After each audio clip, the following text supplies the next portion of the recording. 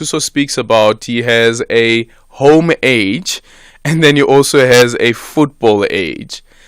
Does that revelation mean anything at all? And what about all of the other medals and accolades that he's received during his period while he was a professional footballer? I think when you talk about age cheating, it's something that is rife. We have to agree on that. And they always say whenever there's a market, there'll always be people who will actually be able to go that route. If you look at it, a lot of teams in South Africa, remember Kaizer Chiefs did close the academy because of that issue as well. You know, where people are being issued with birth certificates that are non-existent, or where they've had to change the names or the ages of the people in question. You know, there's always a joke that goes around in football circles where you'll ask somebody, how old are you? And then ask you, are you referring to my age or my football age? You know, so as long as there's always going to be people who want to get a player, by all means, no matter what the issues are, there's always going to be this issue sitting on the table. Yeah. So does this mean that the team management would have been in on it as well? Sometimes you find that management do know about it. Sometimes management don't know about it. Because if I remember, one of the reasons why we have had these issues, you mentioned a story about the national team that was called out from the 20 tournament. It's not only there. I mean, I remember in 2017, the Zambian national team went and played at a tournament, at a COSAFA tournament for the underage group, under 17s as well. Having won the tournament the year before, they were therefore sent taken because they realized the majority of the players they brought into the squad were not that age they claimed to be. You know, so parents sometimes get involved in this, agents get involved in this, because if a team says, I'm looking for player X, and you realize that that player is probably sitting at 25 now, but he looks like a 19-year-old or a 17-year-old, and you want to get the player signed by the team, and the team is saying, but he's a bit too old. If you're able to get that age changed to a younger age, for you to be able to get him, number one, caps at youth level, number two, for you to be able to get longevity for him playing at a team. They do that a lot, and you see that happening more frequent than any other time. There is a reason why when the MRI was introduced at a youth tournament, you see a lot of national teams being told to leave because their players are overage. Yeah. And then the other thing is also, like, for instance, the Senzo Meyiwa matter as well. It was a big story after he was killed or murdered. And I remember it was Sunday World at the time that revealed that they found out that Senzo Meyiwa was actually younger than his so-called twin brother, meaning that they should have been born on the same day, if anything, maybe hours apart. But then the ability to sustain a lie for so long, how's that possible? Let's put this into perspective. You happen to be a breadwinner at home, all right? And they realize you got massive talent. You are a very good footballer or a good sportsman. And the only way to survive and be able to provide for your family is by virtue of being able to do that, playing the sport that you love. But a team says to you, will sign you provided that you are a certain age. That is probably a manager talking to you about it, you know? Get to a level where you realize you are now gone past what is called a cutoff age for a certain team. The fact you have not played football professionally, it means you cannot start off as an amateur at the age of 25. You've got to be at a younger age and be able to get a certain level before you can do it going forward. And my belief, the only way you eradicate this, the only way you get rid of this, is by what is happening now with the under-15s tournaments, where you start having data of players at a younger age. There's no way they can cheat when they get to that level, because if you have players that are playing at under 13, under 14, under 15, a 13-year-old, you will know that a 13-year-old played for his school that was based in Wamhlanga at the age of 12. He was playing there for 2023. So if he surfaces again 5 years later and he claims to be a 12-year-old, you want to say, but wait a minute. And his video footage to go with it as well. What made it very easy then was that, one, there was no video footage to actually say that Aldrin did play at youth level at a certain age. You can claim that you played for a certain number of teams and just drop names, and nobody can actually prove that you did or not. And that was the easiest way around it. A final one with the Cameroonian side. When CNN reported on that story, they said that an MRI scan was used to determine the bone age. What exactly is that? I've actually, I remember asking a question to that when we had a team being taken out of a tournament. They explained to me that when you're still at a certain age, your bone density hasn't actually completed. So there still shows that there's still a growth, they're still growing. You haven't actually reached a certain age, or you're being cut off at a certain age. So if you're still under a certain age, that is different. But once you've gone over a certain age, when you're in your 20s and above, you'll see the difference in that. So that's the reason why they're able to do that. So since CHEF introduced the MRI scans in most of the tournaments, or COSAFA has done the same, or it is happening now more randomly and regularly. Hence, we are seeing this problem, because now you're seeing national teams bring in the right age to this tournament, no longer bringing in overage players. Because if you go to an overage player, you're taking the risk of being knocked out and put out, because you are therefore players are not eligible to be playing at that particular age group. So that's what the biggest thing is. So the only way, let's have data of players from a young age. Let's not have this thing of a player surfacing when he's now sitting at 25, he's now becoming a professional player, where we don't have any data of when the player played, where they played, or even video footage for that matter. Thank you so much for your time, Brian Mufokeng, SABC football commentator and presenter. Your take on the so-called football age. Open the Absa Cash Invest Tracker account and earn the best rates in the market. More than the top 10 money market funds' average returns. Enjoy unmatched advantages at an interest rate of 8.9% per annum. Plus, if you open your account today, you could win your share of 15 million rand in luxury travel experiences for two. Yes, you heard right. A trip for you and your partner. My Bank does that. Open yours today in less than 5 minutes on the banking app, at your nearest Absa branch, or consult your private banker or call 0860 111 515. Absa is an authorized FSP and a registered credit provider. T's and C's apply. Dressing up is a winning mentality. If you look good, you do good. You feel good too. Big ups to Polo South Africa for making the SABC Sport team look good during the Rugby World Cup France 2023. Class and style on another level. Rolez-vous. Brought to you by SABC Sport. For the love of the game.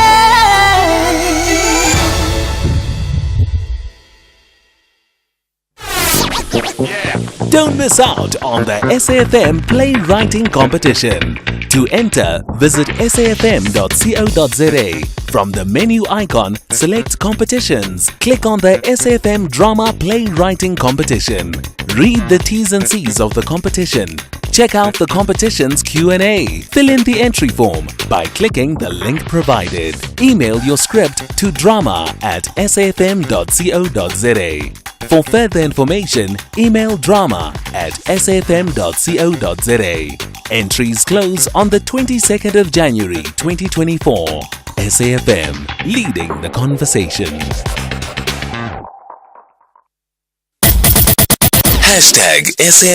#SAFMBTH. 23 minutes after 3 o'clock, we're in conversation next with Dr. Vusumuzi Sibanda, who's the chairperson of the African Diaspora Global Network. So the Home Affairs officials in the UK are under pressure to reduce the backlog as the government continues with plans to send asylum seekers to Rwanda. However, they are experiencing problems with asylum seekers' applications. More than 16,000 asylum seekers' applications have been withdrawn due to the claimants' non-responsiveness. For more on this, we speak to Dr. Vusumuzi Sibanda. Dr. Sibanda, good afternoon. Thank you so much for making time for us. Is it okay for the for the UK government officials to just say that we don't know what happened to those individuals? Their applications were received, and due to the non-responsiveness, the applications have been withdrawn. Well, thank you very much, and good afternoon to your listeners too. Well, look, I think that statement speaks to quite a number of scenarios. For example, it could be that once the people were rejected, some of them might have defined that, the non-responsiveness, because the reason for the failure of the asylum seekers to respond is specifically because of non-responsiveness. Now, that could mean that, the people left the country, and we would not obviously say that they failed to respond because they thought they were going to be rejected and then removed from the country. So, in any event now, it means that they would have to follow up on the addresses provided to ascertain if they are, within the country or not. So it should not just be enough to say they are no longer responding, but it should be enough to say they have been followed up, because ordinarily UK provides accommodation to these people, to say they have been followed up at their places of residence and they have not been found. So it should go to that extent, not just to say they have not been responsive. Yeah.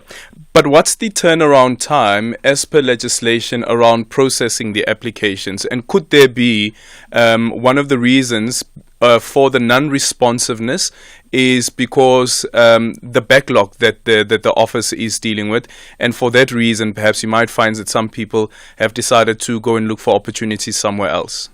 Definitely. Look, because the turnaround period for any asylum seeker in terms of the United Nations Convention of 1951 is basically 180 days.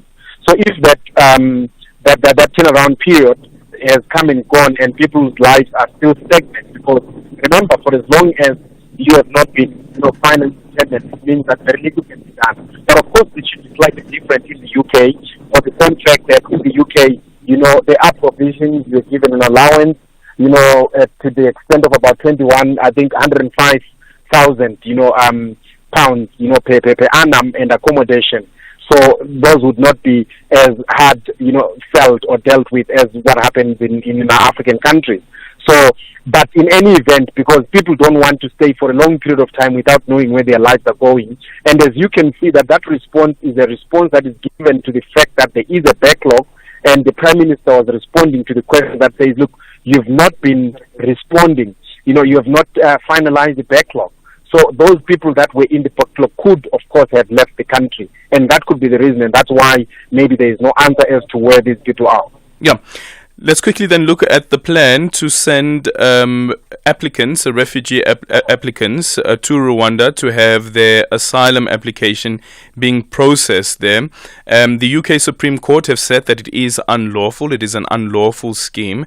But it seems as though that there are still intentions to proceed with the particular scheme. Where is the country currently on this matter? Because I also see we've been told that there are officials that are actually in Kigali putting up some finishing touches. Well, look, the officials in Kigali were building, there are structures that have been built in Rwanda to house the people and money has been paid. But the Supreme Court has basically nullified that. And as we know, the Prime Minister of the UK actually came out saying, well, look, we might have to withdraw from the UN Convention because there is that right-wing extremist, view that, look, they don't want, asylum seekers to be going there. So their only alternative cannot be, because they cannot lawfully do that. Once you have landed in the UK now, and the UK government cannot in any way, be able to take the people to Rwanda. So that is not an option, unless they will have to change legislation and go back and legislate and put the new laws. So their only option is that they have to go, because there are 3 laws that would obviously be violated by that.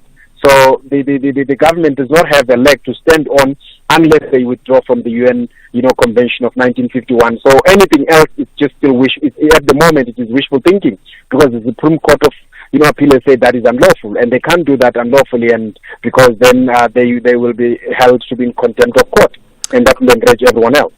Thank you so much. That is Dr. Vusmuzi Sibanda, chairperson of the African Diaspora Global Network.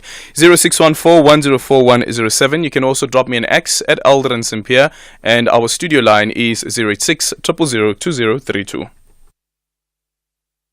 Afternoon, Aldrin and the listeners of SAFM.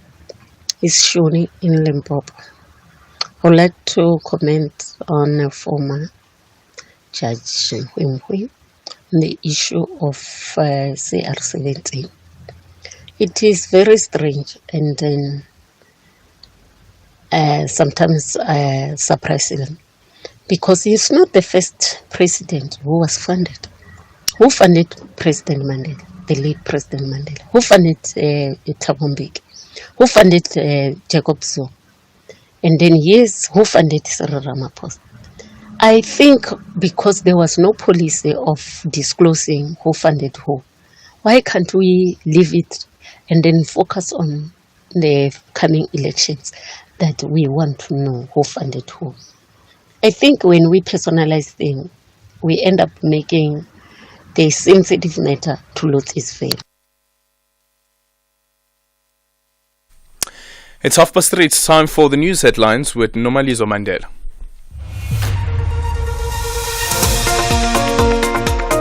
Thank you, Thank you, Aldrin. In the headlines, the Senzo Mayiwa murder trial has been postponed to next year. This after advocate Tulani Mgomezulu for accused number 1 and number 2 was unable to proceed due to ill health.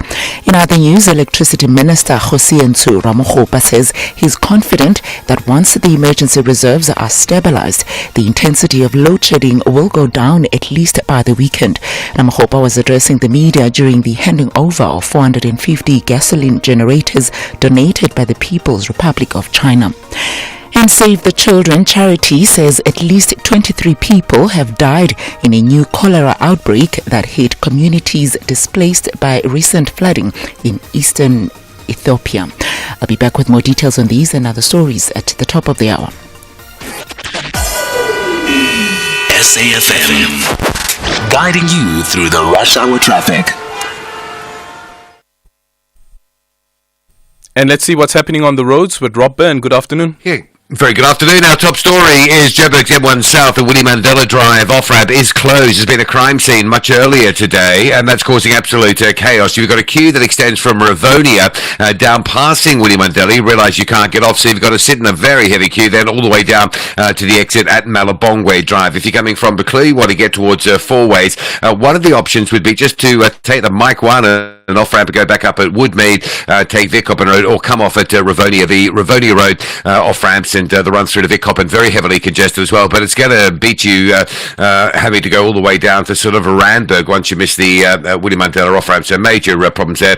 A fatal crime shooting from earlier this afternoon. Northern parts of KZN, a truck crash just south of Matuba. That is quite slow both ways. A lot of truck congestion in Soleni, just north of Mpangeni. Trucks being stacked both ways. It looks like it will have an impact on through traffic as well. There's a breakdown on the N3 south at Umlas Road, so delays Durban bound coming through from the Ashburton area. And if you're driving into Cape Town today, a crash on the N2 before the Baden-Powell Drive exit just after Macassar. That's causing a delay. And there's been a crash on the N2 outbound at Borchard's Quarry, and that's causing a backlog from the airport exit towards the scene. Also a lot of pressure around the beaches, particularly Main Road from Fishhook through Cork Bay and St James and the Muizenberg area, all very busy. Rob Byrne, SAFM Traffic.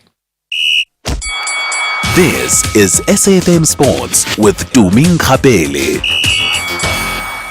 Well, good afternoon, Tumi. So the Brazilians back with a bang. They're absolutely back with a bang. Good afternoon, Aldrin, and to our listeners. Starting off with football, Mamelodi Sundowns smashed another PSL record with a 2-0 win over Tshwane rivals SuperSport United last night.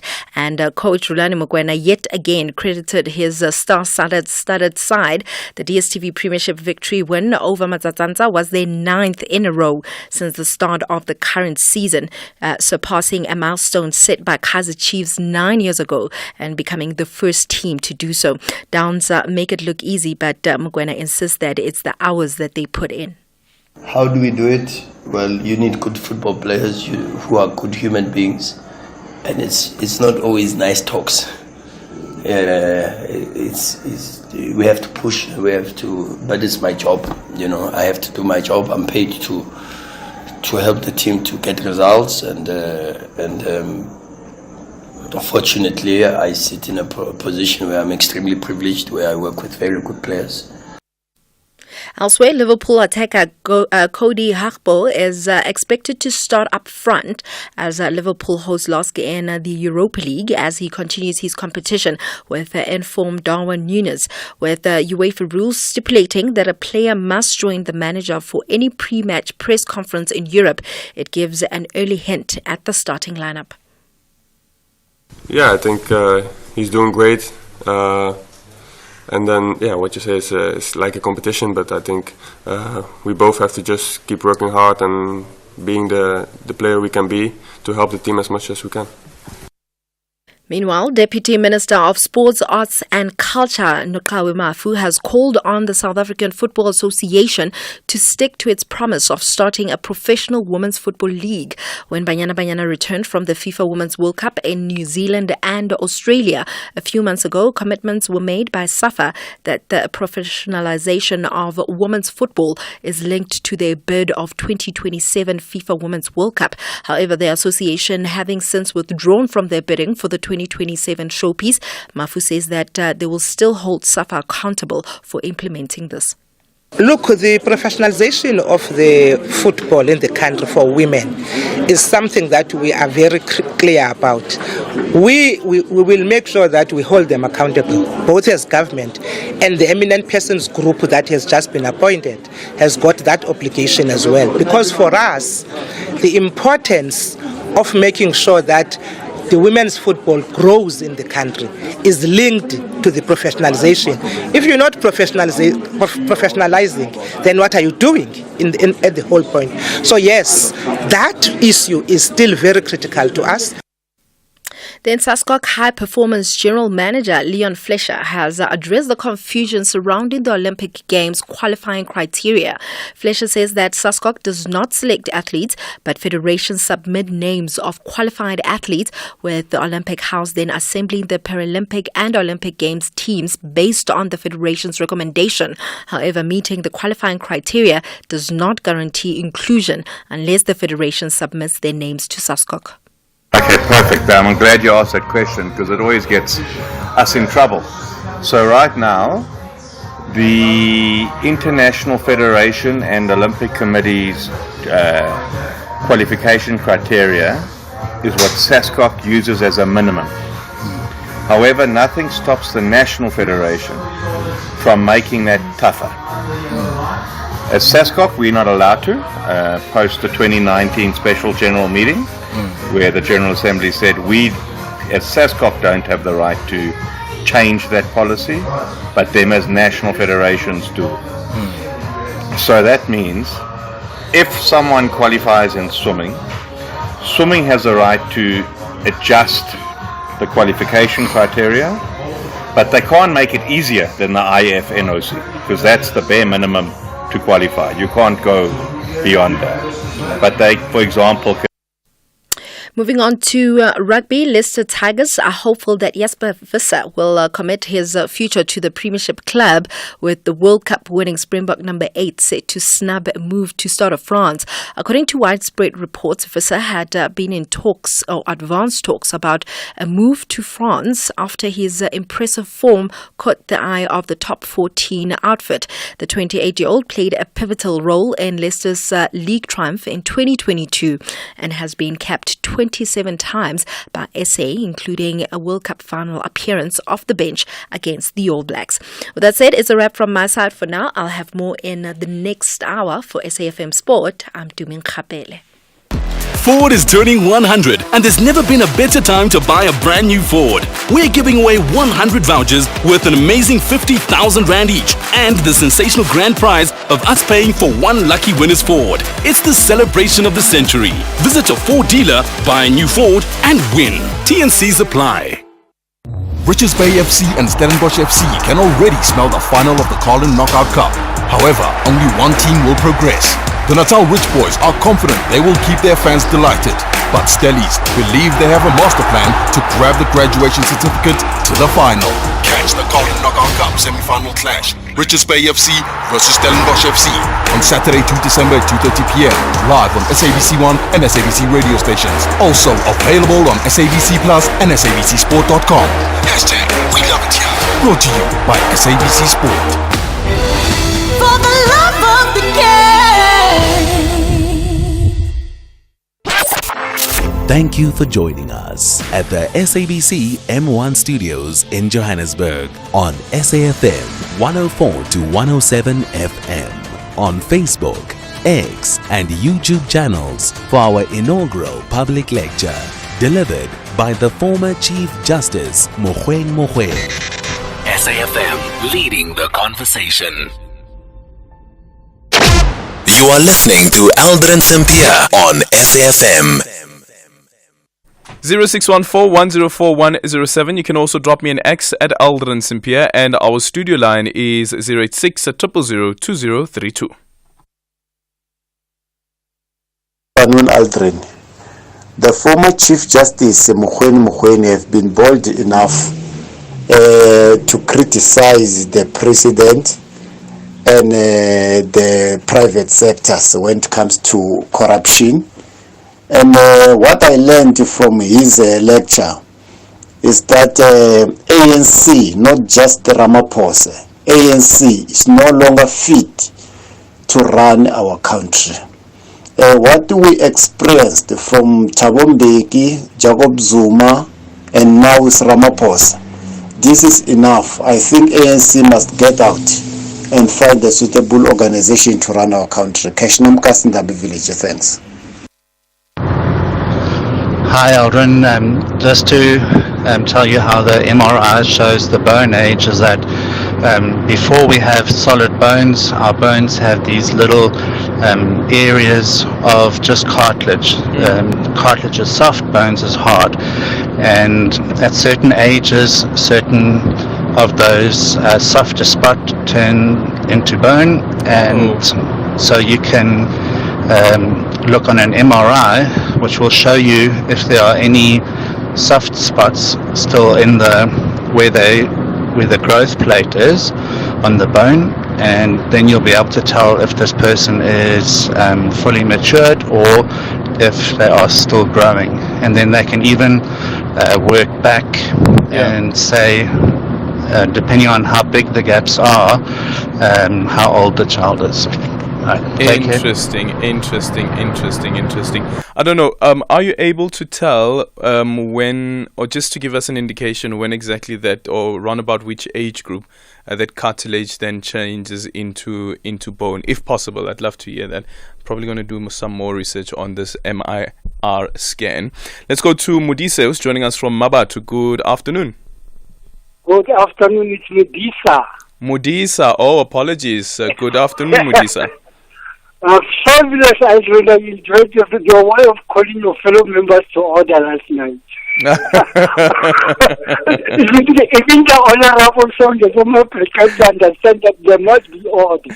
Hey, order is very important. We must follow protocol. Anyway, Aldrin, on the issue of the lecture yesterday, I've got this comment to make. You know, the question you asked, it was never answered. I don't know, maybe we'll even depart from this word without it having been answered. That who is the $600 million? Yeah. Because that question, why it's so critical, is because that particular person even sponsors protests and march to regimes. You understand? Yeah. Now, on the issue of the ambitious, our former CJ is over ambitious for presidency. Look, I'm from Australia. I used to attend church with him. Those false Nigerian prophets have given him a false prophecy. Bo. Those false Nigerian. Does he go to those churches? Does he go to those churches? Does he attend those churches? Remember this. Oh, is it? Yes, and then one other issue is that I wish that could come to pass, that we must understand and know who is the 600 million. But about that false prophecy, must do himself a favor and wait for our Father in heaven for his kingdom to come. He'll give me a bit more position. Jacob Zuma, is that you? Thank you so much. Mudisa there from Mabatu, 0614-104-107, and you can also drop me an X at Aldrin Sampear. Aldrin and SAFM listeners, good afternoon. I can agree with the lady that said who funded Mandela, ending up to say who funded this democracy that we are living in today. Good afternoon. Adrian is Lubuyo Chengele here from Cape Town. My take is that if a player has been found cheated according to the age level category, such a player must be arrested and it must pay the monies that were paid to him. Hey Aldrin, good afternoon. Good show as always. I was listening to people complain about the former Chief Justice this morning. I'm still listening to the same people doing the same thing. Look, Aldrin, this president was a deputy president when Zuma was president, and he came out to say 9 wasted years, what, as if he was not there, right? And he portrayed himself as somebody who's clean, yet he fails to disclose who funded him. If you listen to the former Chief Justice yesterday, which some of us did, and explanations he gave as to why we need to know who funded this man. People must stop with the stomach politics, especially ANC supporters. This man, he portrayed himself as the Messiah of South Africa, yet he himself is not clean. He was the deputy president when the so-called 9 wasted years happened. Come on now. #SAFMBTH. It is now 15 minutes before 4 o'clock. We're in conversation next with SABC News reporter Pearl Makubane.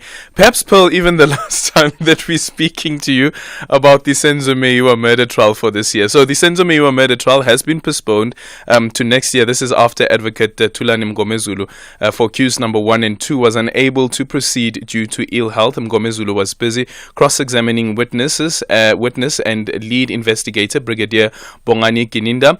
The legal teams met with President Judge Rata Mokgatleng, and it emerged afterwards that Mngomezulu was not feeling well. Cross-examination of Gininda will continue when the trial within a trial resumes on the 22nd of January next year, Pearl. 2024. Has it sunk in for you, first of all, as somebody who's been covering this case for so long, that for the year 2023, this is the last time, at least, that you're speaking about the trial itself and what emerged inside the court? Well, I think everybody is breathing a sigh of relief, although we were expecting this long break to happen from tomorrow, so we're preparing ourselves for the break from tomorrow. However, Advocate Mngomezulu did try to just squeeze in a few questions prior to this adjournment. He did ask about a warrant of arrest that was issued to Muzisibia specifically, as he had been arrested in May and only charged on the Meyiwa issue in October. However, Brigadier Gininda explained that he was sought for a number of cases, one being a drug-related charge and another a force matter, which has since been convicted on for attempted murder and is serving a 12-year sentence.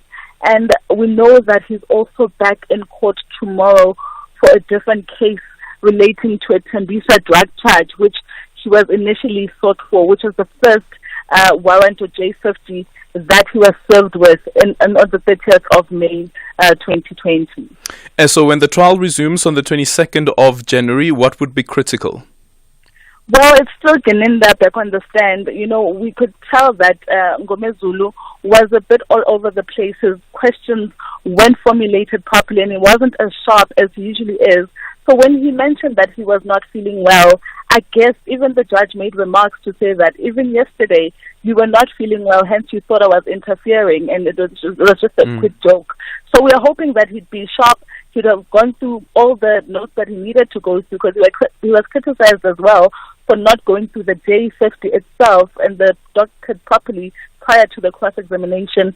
So we're expecting fresh minds, sharp, and Mngomezulu, and for him to do the normal cross-examination as he usually does, but it's still Gininda on the stand, and he still needs to account to how the confession statements were taken down. Thank you so much for your time. That is SABC News reporter Pearl Makubane on the Senzo Meyiwa murder trial, which has now adjourned until next year, the 22nd of January. Gautrain is for the legends who make moves to save and pay from as little as 40 Rand from Sandton to Rhodesfield. It's for the bozzers who switch off the geyser when no one's home.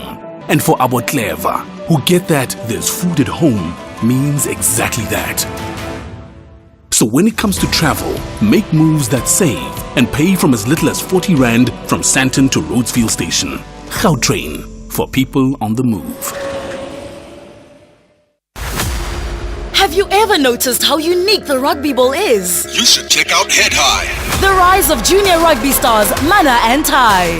Vince is not just their stepfather, he's their coach. Catch the brothers' dream of the black jersey, Head High, every Sunday at 9 p.m. Live on SABC Sport on DTT Channel 4. Also available on SABC Plus and SABCSport.com. Rugby Drama Galore. Brought to you by SABC Sport. For the love of the game.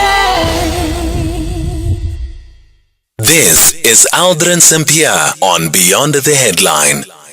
It is 10 minutes now before 4 o'clock. We're in conversation next with Dr. Nomsa Masuku, who's a commissioner at the Electoral Commission of South Africa. So earlier on today, the Electoral Commission of South Africa launched a special issue of the South African Journal of International Affairs. The focus of the special issue is on safeguarding electoral management bodies in the age of global democratic recession.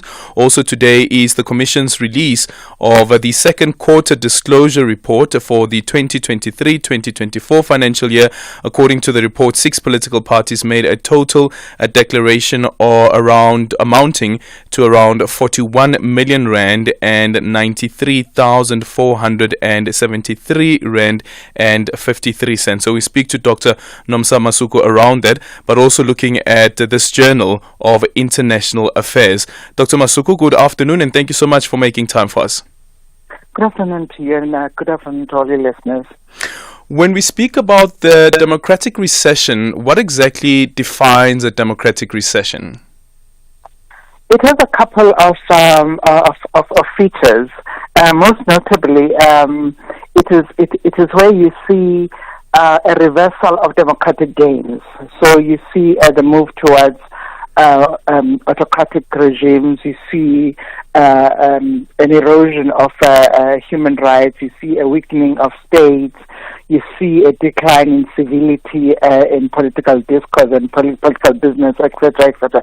It's a whole basket of features that is called many things, including democratic recession, backsliding, and in the symposium yesterday it was actually called democratic hemorrhaging. So it is called quite a number of things. Yes. Yeah, and are you able to identify what has led to this, and are we able to locate how the citizenry is responding to it? From the perspective of the to answer the first question, what causes it? That is that is what researchers are trying to do, and our collaboration with academia is precisely because it is a phenomenon that needs to be studied, so that we see what the trends look like, and most particularly what is the impact on election management bodies like ourselves, and then thirdly, what does it say about the changes in society? And finally, what do we need to look at in terms of policy? So and then to ask the second part of it, how does it affect citizens? What you see with citizens is a general discontent with the dividends of democracy. You see people saying, "Well, what's the point? What is the point? I keep voting, but my life doesn't change. They don't see any immediate change." There's a disenchantment in institutions that support democracy, institutions of state. There is disenchantment with those that are in authority and power. There's a rise of populism. There's a rise of general unhappiness, I think, and really at the level of the citizen, that is how it would manifest. I wonder also if there is the disenchantment that you speak about could also be informed by the lack of confidence and trust that is being seen in democratic institutions, and then sometimes it unfairly also extends to the electronic body management authorities as well. And we've seen in various countries where you do have the electoral observer missions that would come in to observe the elections, finding that there is a level of interference by politicians when it comes to elections and the management of elections. Okay, well, we're talking about a whole pot of things here, and we need, if we had a longer time, would tease them out. We would tease them out, but the distrust itself emanates from the fact that democratic gains are in reversal. So the trust happens as a result of that. There's a weakening of states, there's no trust in the people that lead. There's no trust in representative democracy. All of those things, and as a result of that, suspicion grows, and people begin to say to themselves, "You know what? Actually, I don't even trust this process." And of course, in that sweep of things, election management bodies, we say there's a pull effect. As the decline, as people don't trust these institutions of the state, it also trickles down to the election management bodies. So everything that happens outside the election management body has an effect on the election management body itself, and one of that is the erosion of trust. Yeah. And then the final one on this particular issue is that is it an African phenomenon, or do we see it happening globally as well? We know, for instance, on the continent, and we've reported a lot about this as well, when it comes to elections that are disputed, and we know that the USA has also experienced that, but then also ours go even further, where we also deal with coups that take place on the continent. It is a global phenomenon. It certainly is a global phenomenon. What I'm going to say, even though issues like, for example, poverty, entrenched poverty, they are not unique to the African continent, where there is strong presence of entrenched inequality, entrenched poverty, the effects of the erosion seem to be felt more. Because then people begin to say, what is the point of, if my life is not going to change, what is the point of engaging every 5 years in this process? It doesn't do anything for me. So whilst it is not peculiar to African, to countries on the continent, not peculiar to South Africa, it is a global phenomenon. It plays out in slightly different forms across the globe. And we know that there are efforts that are trying to be made, at least by electoral body management or management bodies.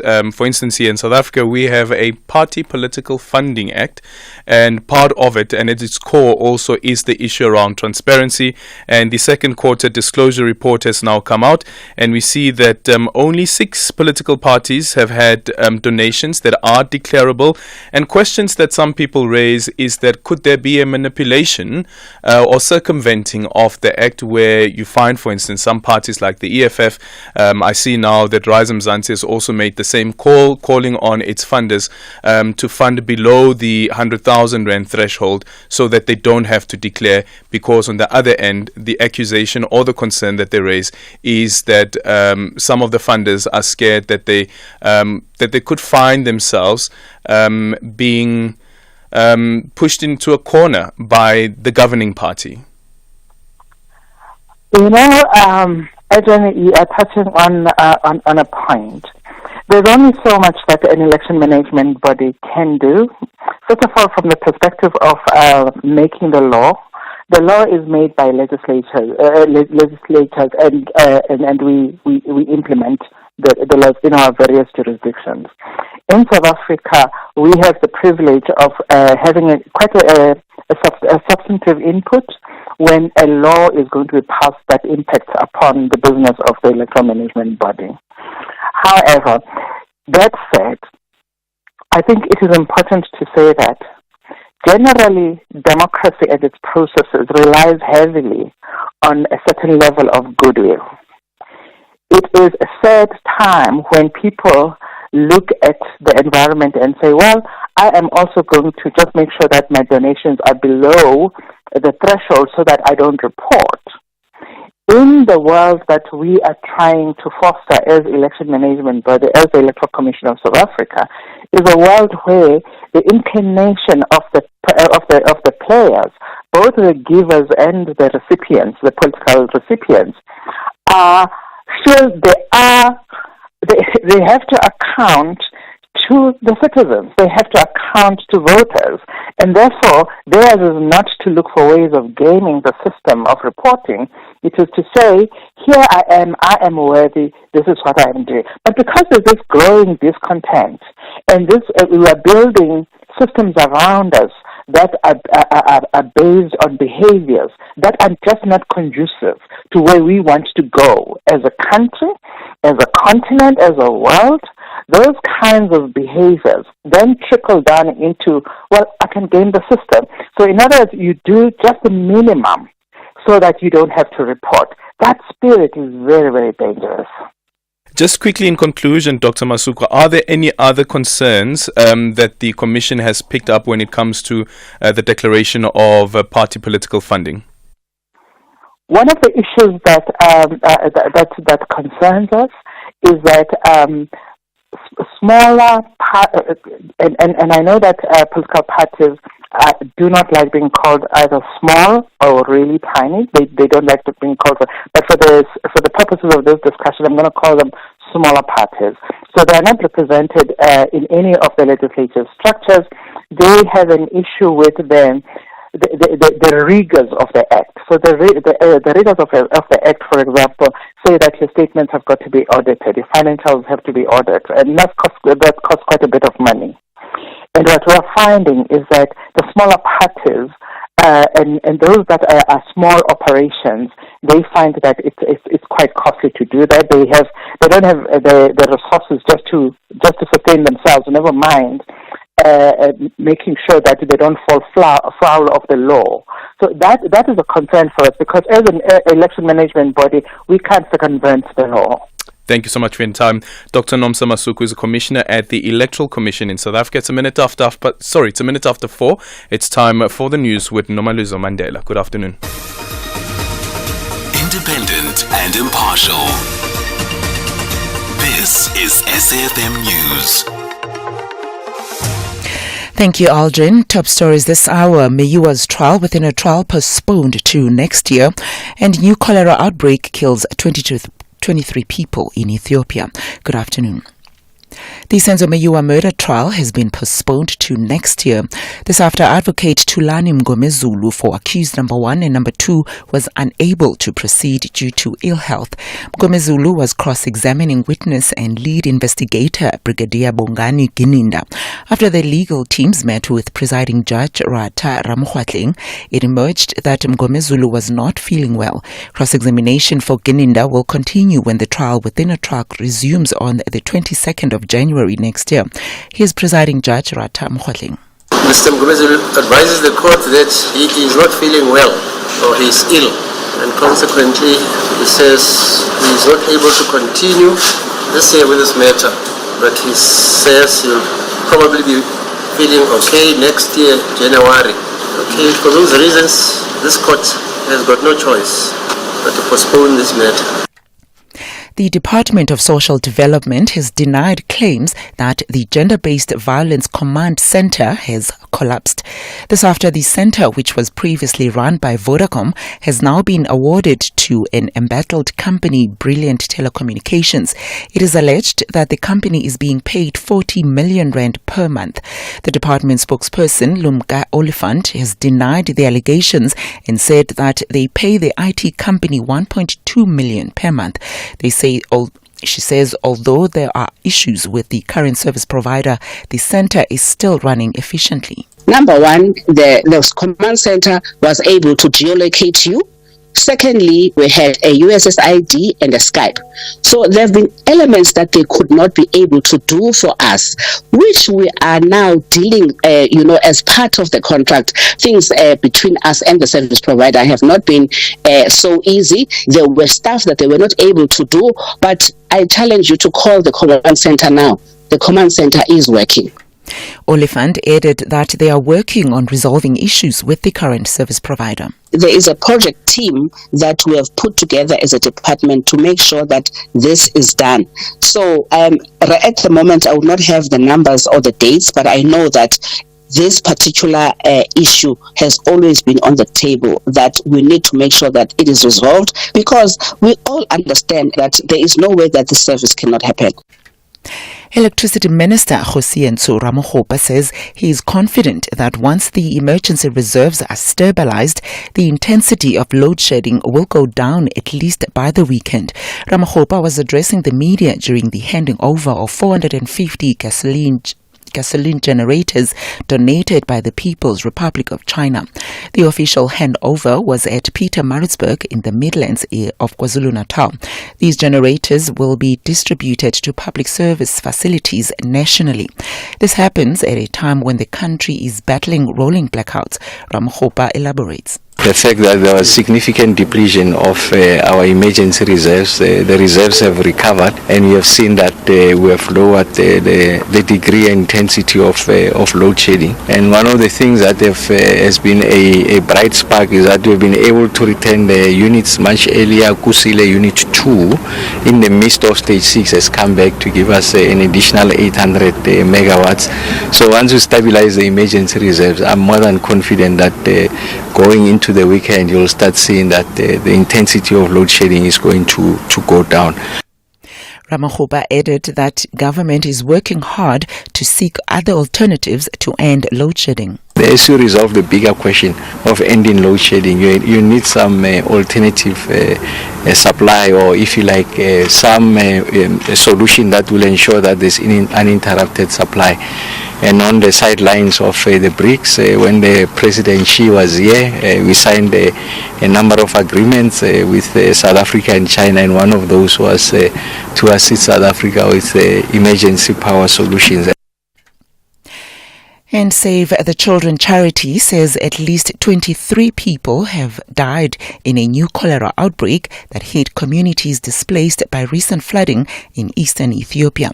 In a statement, the UK-based relief agency says more than 770 cases of cholera have been confirmed in just 2 weeks in the Somali region, the area worst hit by the recent flooding and unusual heavy rains. More than 90 districts across Ethiopia have reported cases of cholera, with Save the Children warning the situation could worsen as more rains are expected in at least 3 regions. And recapping our top story this hour, the Senzo Meyiwa murder trial has been postponed to next year. This after advocate Tulani Mgomezulu for accused number 1 and 2 was unable to proceed due to ill health. I'll be back with the headlines at the bottom of the hour. For SFM News, I'm Nomalizo Mandela. In your sports, government to hold SAFA accountable on Women's Professional League, and Yankee returns to Sharks team for Loftus battle. More details at 4:30. SAFM, guiding you through the rush hour traffic. Well, the top story and the one you need to know is if you're trying to get down on the N1 in Joburg to off-ramp at Winnie Mandela for a turn into Four Ways or Bryanston, you can't do that. That off-ramp is being closed due to a crime scene. The traffic is very heavily impacted. The queue is from just after Buccleuch, and then you get a very heavy backlog off at Rivonia. Motorists that know that Winnie Mandela is closed are coming off at Rivonia and causing big delays through that sort of interchange, and then for a turn up to Vickop. And others are sitting in traffic all the way down to Winnie Mandela, realising that is closed, and then having to sit further right through to the Malabongwe off-ramp, which would be your next available off-ramp. So very heavy. Do what you can to avoid that. Maybe even the Mike 1 to Woodmead, and then a cut back up Woodmead towards Vidcop, and then you'll stay away from the highway congestion and the ramp congestion as well at Rivonia Road. Otherwise, we're looking at some heavy traffic on the Mopani Highway this afternoon. The R80 queuing both ways around the Bend section. Durban bound coming out of Pietermaritzburg. It's been a very busy day today, a high truck volume day as well. Just at this stage, all the obstructions have been cleared away. Seleni, just north of Mpangeni on the N2, trucks queuing both ways. Looks like it will affect through traffic. Cape Town, the beaches are jam-packed. Bantry Bay, Clifton and Camps Bay, Cork Bay, St James and Muizenberg. Lots of traffic disruption there. And if you're driving out passing the airport area, there's been a crash on the N2 just by Borchard's Quarry. That's pushing traffic back to the N7 Jakes Covell exit. Rob Byrne, SAFM Traffic. There is a piece of paradise for everyone in South Africa. You can get lost in the clear night sky of the desert, hike up to majestic mountains and waterfalls, explore the fun and vibey outdoor events and festivities, feast on perfect seafood on a tranquil coast, or just cruise on a game drive witnessing the Big Five. Whatever your taste, opportunities await. SA Tourism, inspiring new ways. Arsenal FC is only interested in rising to the summit. Oh, what a finish by Zinchenko! Tremendously taken! Meanwhile, Wolverhampton Wanderers also want a decent position in the top half. Sasha collided into the bottom corner, and Wolves finally lead in the... Will the Gunners of London keep their fans delighted, or will the Wolves have the final say? This is the Premier League. Catch the spectacular clash between Arsenal AFC and Wolverhampton Wanderers on Saturday 2 December at 4 p.m. live on S3. Also available on SABC Plus and SABCSport.com. Hashtag We Love It Here. Brought to you by SABC Sport. For the love of the game. 5, 4, 3, 2, 1. 10 past 4. 10 past 4.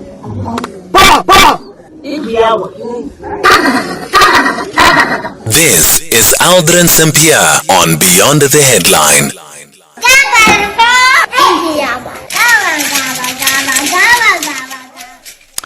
Well, it is 10 past 4 coming up on the show in this hour. We will be in conversation with the reappointed city manager of the city of Johannesburg, Floyd Brink. So the Democratic Alliance has slammed the decision made by council and has shared in a statement that they will appeal this decision. So we'll speak to Councillor Belinda Kaiser as well, who's a Democratic Alliance, a caucus leader in the city of Johannesburg, and then we'll also speak to Floyd Brink, who is the city manager, well, reappointed city manager, and this is despite a appeal that has been lodged by the council, which actually failed on Monday. So we're speaking about that, and are they in contempt of court? And then at 4:45, we speak to Tandiwe Matibela, who is a general manager for global PR communications and stakeholder relations at South African Tourism, which is once again exhibiting at this year's IBTM World that is currently underway in Barcelona in Spain. So that conversation coming up at around 4:45. 0614-104-107. You can also drop me an X at Aldrin Sampear, and our studio line is 086-000-2032. Hi, Aldrin. I found it quite hypocritical of the former CJ to be expecting the CR17 bank statements to be unsealed, whereas he himself refused. I mean, last night he refused to expose the American billionaire that he claimed had offered him $600 million.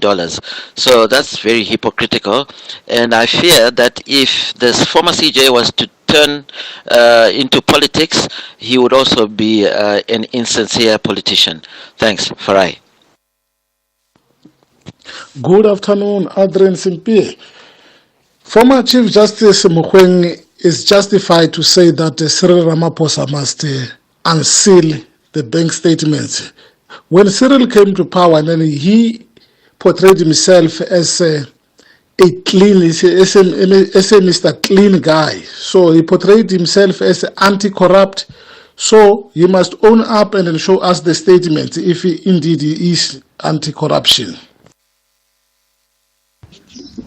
Good afternoon, Mr. Aldrin and your team, Jambo Africa, Happy Disability Month. Mr. Aldrin, I agree with Judge Mogoeng because of under leadership of Ramaphosa, it's like everyone is taking, but it's something normal. And then no one wants to hold President Ramaphosa accountability. Even those MEC and ministers, they are stealing. We don't know what is the service delivery. They said in December there will never be low shady. Tomorrow is December, but we're experiencing strong stage. Even those white monopoly, they don't downgrade President Ramaphosa, but things are falling apart. Even now, we're experiencing strong stages when it comes to the low shady.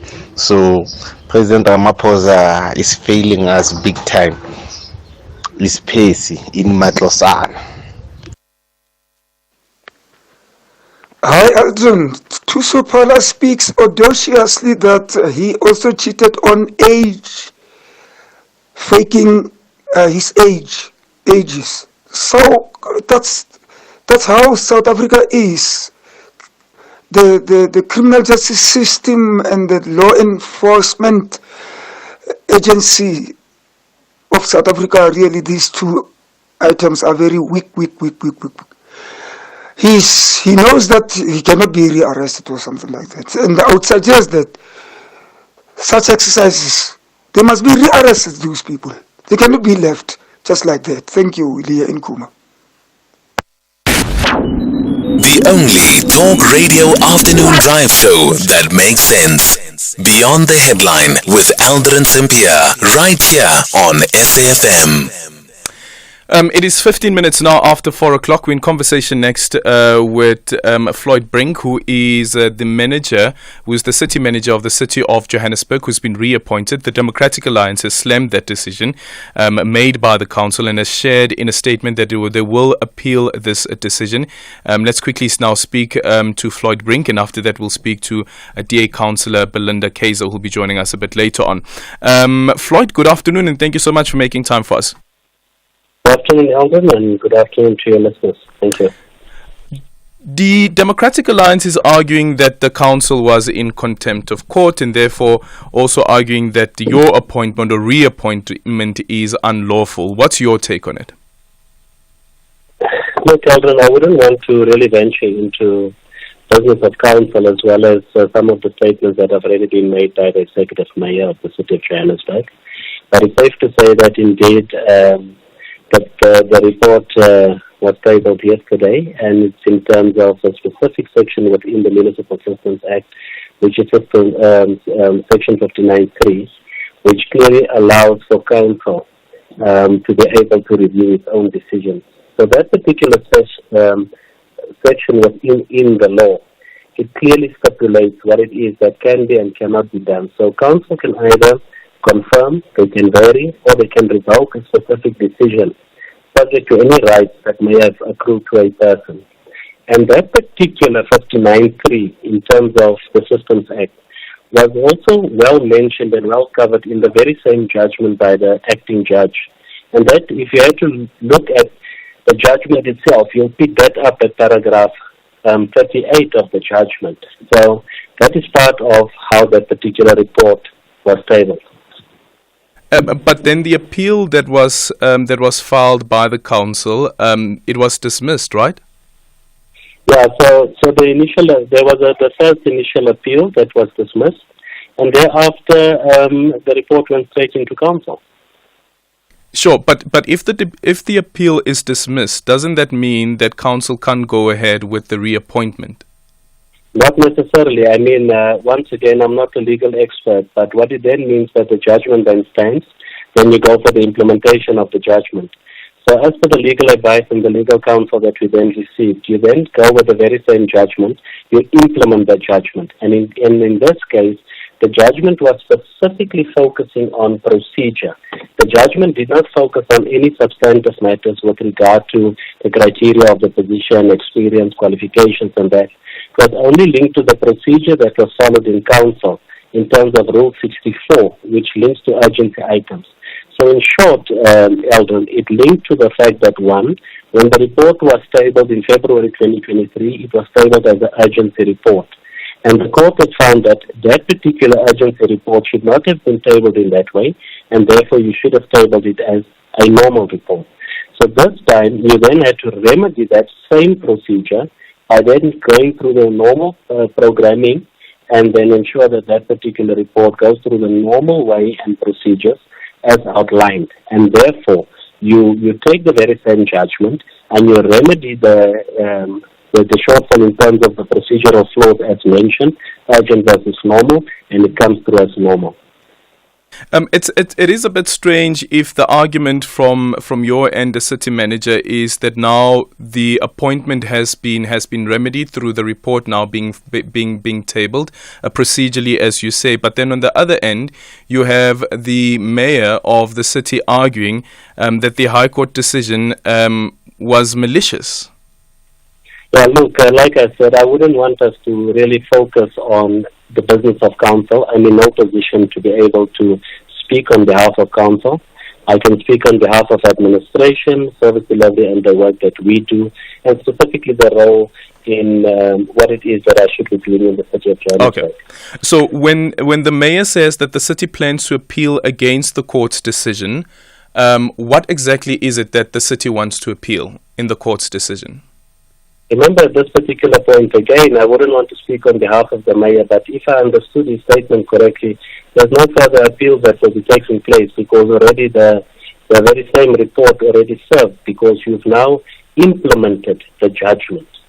Yeah, because and that's the strange thing, that on the one end you have the mayor who's speaking about an appeal and speaking about a higher court could come to a different decision, and then from your inference and what you have seen being done by council, you are arguing that actually what was faulty has now been remedied by council in how the report has been tabled before council. Yeah, so look, once again, it's two different processes. It's a court process and it's a council process. But there was no hanging appeal at the stage when the report was tabled yesterday in council, and therefore you would have remedied your process through a legal process in council, which is allowed for in law in terms of Section 59.3. And I guess maybe at some particular point we should allow you to speak to those legal experts and the gurus that really understand this particular field and industry in terms of the law, as well as experience within council processes. Okay. Floyd, are you able to hold for us while we speak to Councillor Belinda? Is it possible? I beg your pardon? I'm asking, are you able to hold for us while we speak to Councillor Belinda? No, that's fine. Okay. Joining us on the line now is Councillor Belinda Kaiser Ekozon Joku, who is a DA caucus leader in the city of Johannesburg. Councillor Belinda, good afternoon. Thank you so much for making time for us. What's your understanding of the court judgment that was handed down, and also what the city manager is saying now that the report has been tabled before the council, it means that whatever was in error in February has been remedied? Good afternoon, Aldrin, and good afternoon to your listeners. I would have preferred that you had invited the executive mayor, because it's a bit problematic that that we're having a conversation with a person that is included in the report, which makes it difficult for us to discuss any matter because obviously we have indicated that we are taking it to court. So unfortunately, at this point, it's going to be very difficult for me to discuss any matter because it could affect our court case. So what, do you want us to drop the line with the municipal manager and then continue speaking to you? It's either you drop the line and speak to them, or you put the mayor on, and we can have the conversation, because the mayor has made some obviously statements and some remedies of what they've done, and we had raised our concerns in council. Yeah. In terms of the process, it is not correct for me to be speaking on a matter that we raised issues in a council sitting with other councillors, that the person implicated in that report, or that we view as the matter, as a matter of the report, having the conversation with that person. So I'm happy to have the conversation at another time, but not at this point in time. So what, are you saying that we should not be speaking to you anymore? No, you can speak to me, but not with a person that we are having this court matter with. Okay. Let's now ask Floyd. Floyd, as you heard there, that Councillor Belinda has issues having you on the line while having to deal with this matter as well, considering that you're at the center of it. So apologies. Can we continue having the conversation with Councillor Belinda? No, that's all good. Thanks very much, Albert. Okay, thank you so much. Okay, so Councillor Belinda, you did hear, though, what Floyd had to say about the process that has been followed by council, and also his argument that now that the report has been tabled again before council, it has been remedied. Yeah.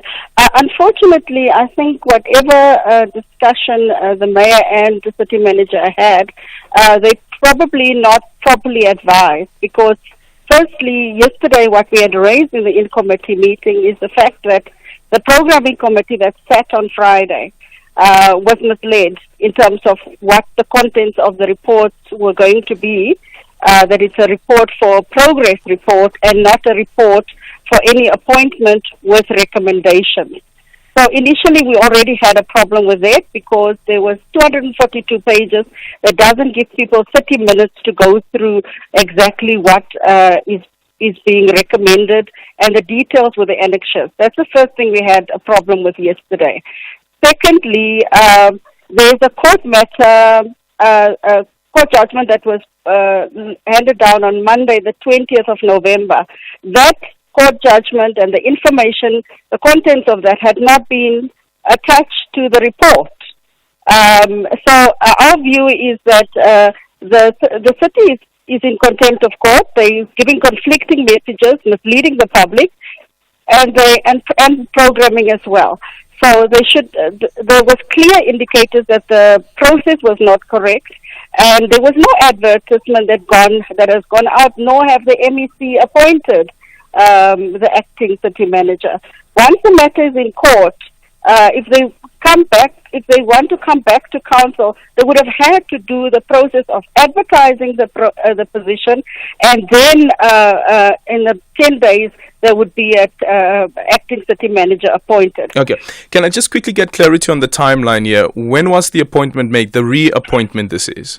Yesterday. The reappointment was made yesterday. But then the appeal judgment was handed down on Monday, if I'm not mistaken. Correct. So there was no matter that was before the court. What we are saying, remember, if the first matter stands then the first judgment would stand.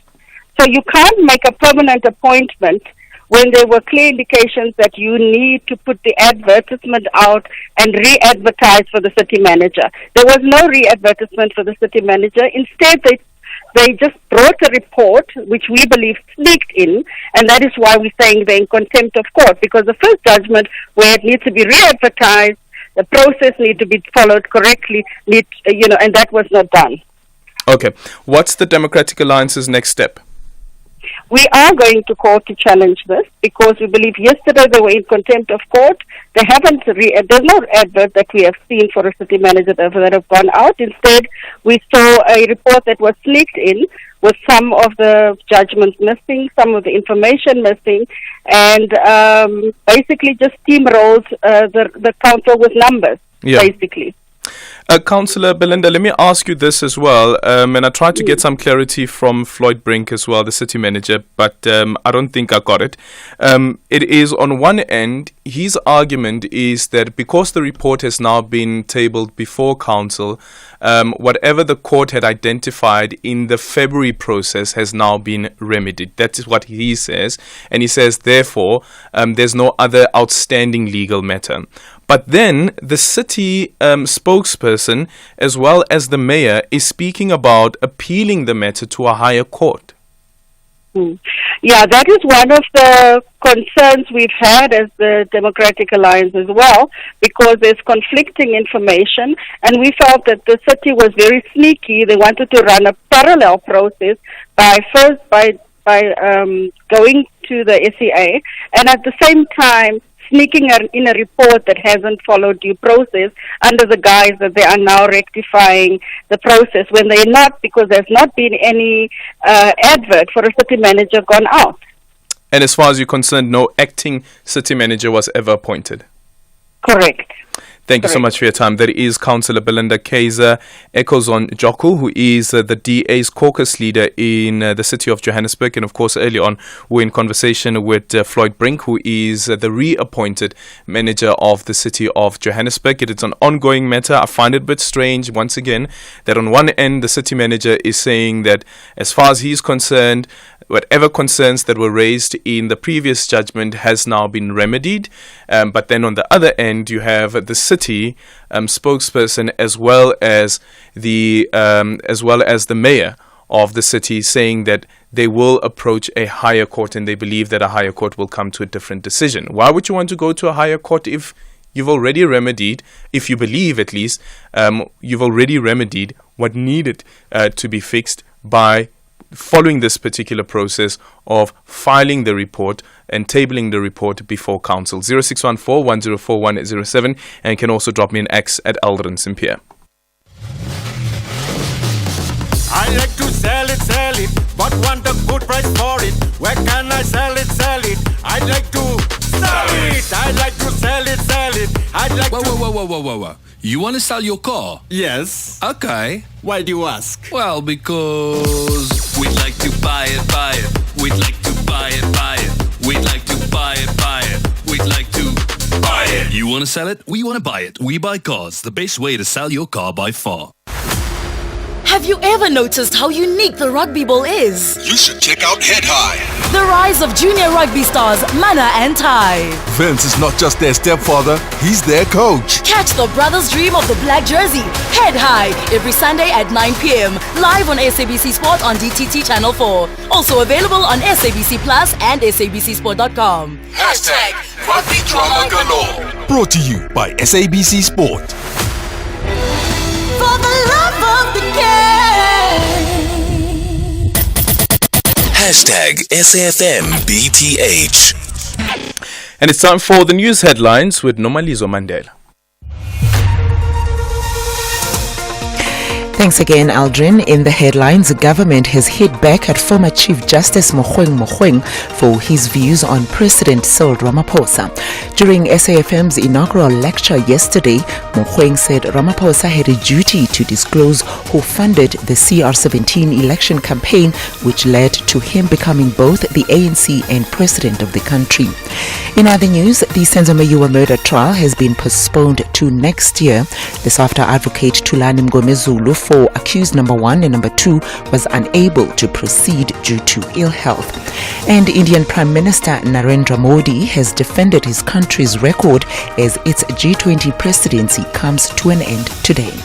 Details on these and other stories at the top of the hour with Greg Hoss. SAFM, guiding you through the rush hour traffic.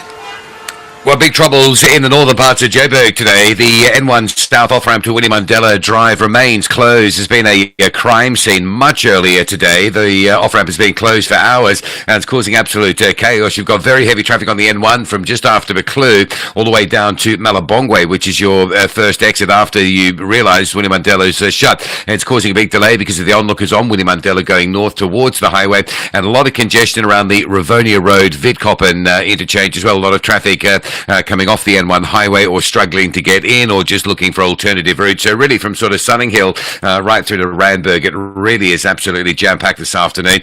Just to try and stay well away from it if you can, or if you need to get that way, make sure you've got plenty of time. One of the options to avoid a lot of the highway hassles would be to take the Mike 1 south to Woodmead, off-ramp at Woodmead, and then get back onto Vidkoppen Road. Go from that way. You'll avoid the highway delay and you'll avoid the ramps largely. The N1 north through Midrand, busy as far as New Road today. Mopani Highway, factor in some queue time around the hairpin bend. It is heavy backlogs both ways there.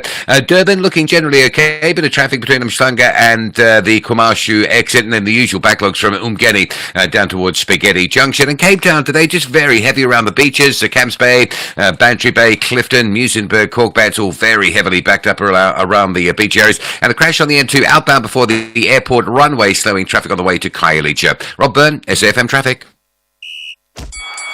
This is SAFM Sports with Tuming Kapele. In your sports this hour, Department of Sports, Arts and Culture this week introduced new eminent persons group that holds federations accountable on transformation and other progress areas that are needed by the government. Sitting in that committee is former SAFA Vice President Ria Ledwaba, who was the brains behind the conceptualization of the National Women's League we know now as the Hollywood Bets Super League, and Deputy Minister Noqawe Mafu maintains the importance of going ahead with the professionalization of women's football.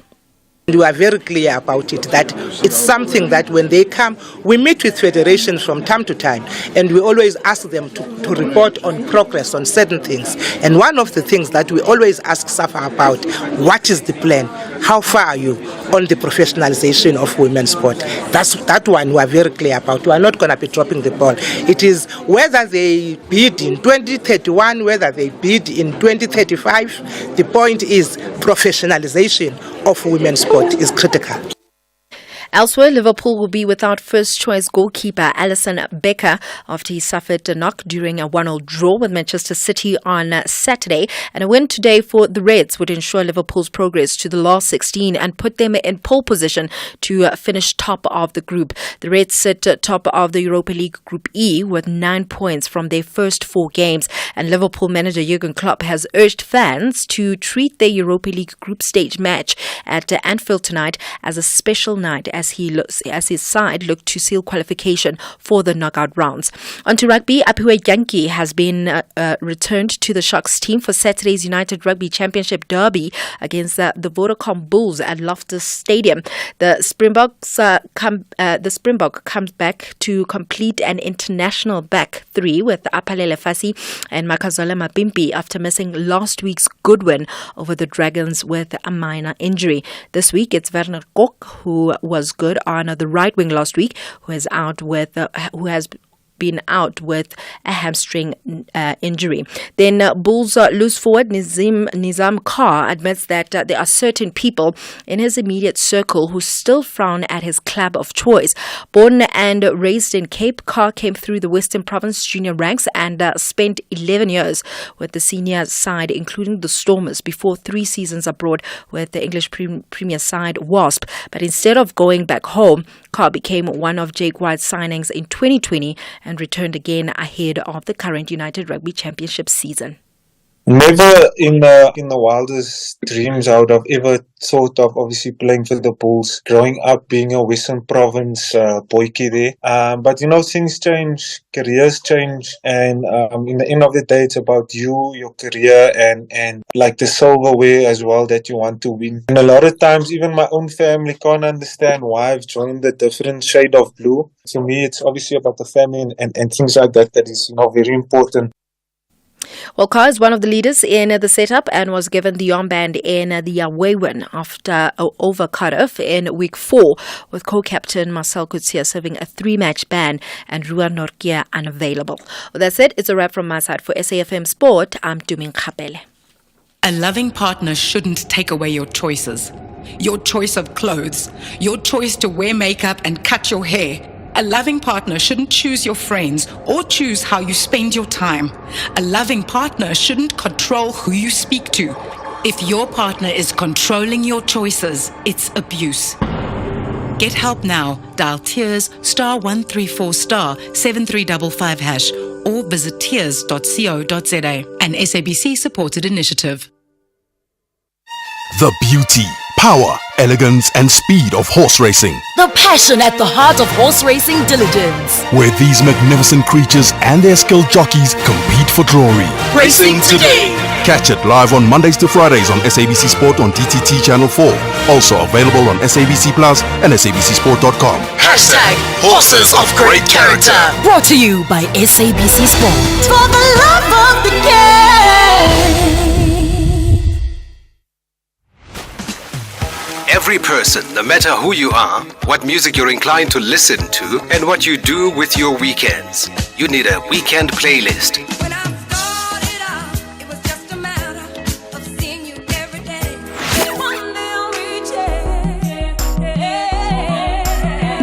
It's that musical mix of music that accompanies the lazy weekends, whether catching up with friends and family or just taking some time to reflect.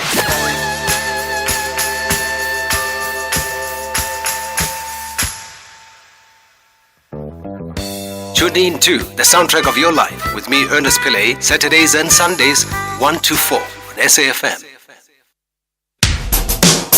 SAFM has signed a code of conduct that is enforced by the Broadcasting Complaints Commission of South Africa. Under the code, we are committed to giving news that is accurate, comment that is fair, and programming that is not harmful, does not amount to hate speech, or contain violence or explicit sex. If you think we are not living up to that code, then you can inform the Broadcasting Complaints Commission of South Africa. Direct any complaints in writing to the Broadcasting Complaints Commission of South Africa. PO Box 142365. Craig Hall 2024. Fax to 011-326-3198 or an email to bccsa@nabsa.co.za. For more information, please visit www.bccsa.co.za. Economic news on SAFM. Facts and figures you can count on. And it's time for a market update with Makwe Masilela, Chief Investment Officer at Makwe Fund Managers. So, SPAR's yearly results and also looking at Lewis's interims. Good afternoon, Makwe. Afternoon to you, Adrian, and to the listeners. Starting with Spa, the guys, unfortunately, all their regions experience the challenges brought on by higher cost of living, and we know that has been driven by ongoing food price inflation, higher interest rates, higher fuel and energy cost, and the SAP implementation challenges at their KZN distribution center, and the impairment of goodwill and intangible assets associated with Poland impacted overall profitability.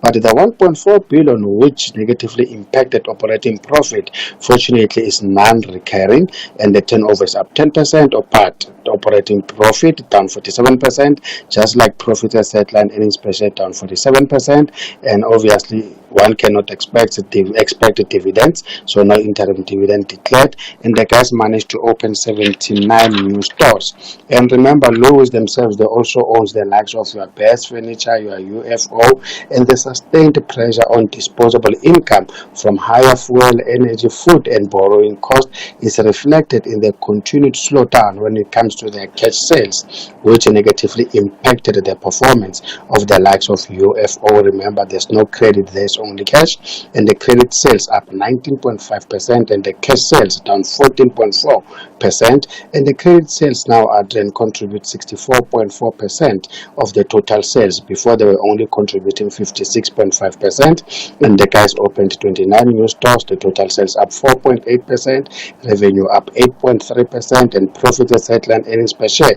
down a mere 6.6%, with interim dividend up 2.6%, and the sales benefited from the new product ranges and also strong advertising, but congestion that we see at our ports poses a challenge for them going forward. And tell us about local and international market developments. China's economy is still struggling, and it shows some fresh signs of slowing because we saw some weakening when it comes to their manufacturing and services activity, and that itself it tells that the stimulus efforts that they've imposed now lately are falling short, and markets started the session looking forward to the US and European Union inflation and also our producer price inflation. The Eurozone inflation was then cooler than expected, a challenge to the ECB's narrative that price growth remains stubborn and likely fueling bets on early rate cuts, and that will be in defiance of the bank's explicit guidance. Locally, our October producer price inflation jumped from 5.1% to 5.8%, but that was in line with market expectations, with the likes of petroleum and food being the main contributors, and that's a challenge for our central bank. And the much awaited US central bank preferred measure of inflation, that is their personal consumption expenditure, also increased in line with expectations, possibly giving the Fed more incentive to hold rates steady and perhaps start cutting next year. And Adrian, it seems as if the Santa Claus rally for stocks is in the making, and oil prices continue to heat up as traders awaited the outcome of an OPEC Plus meeting with potential further supply cuts on the agenda. We see Brent crude is up 1.4% at $83 a barrel, and a recent rally in the yellow metal appeared to have paused but remained close to a 7-month peak, boosted by expectations of a less hawkish Fed and a weaker dollar. Gold is down 0.3% at 2,038. Platinum is flat at 933. The DAX, just like the CAC, up 0.5%. FTSE up 0.8%. The Dow up 0.5%. The S&P is flat, and the JSE is up 0.7%, with our industrials doing the heavy lifting, up 1.3%. Financials up 0.4%, and our resources as well are up 0.4%. And the rand is 18.88 to the US dollar, and 23.84 to the pound, and 20.61 to the euro. Thank you so much. That's Markwe Masilela, Chief Investment Officer at Markwe Fund Managers. Across South Africa, online and on radio. SAFM, let's talk.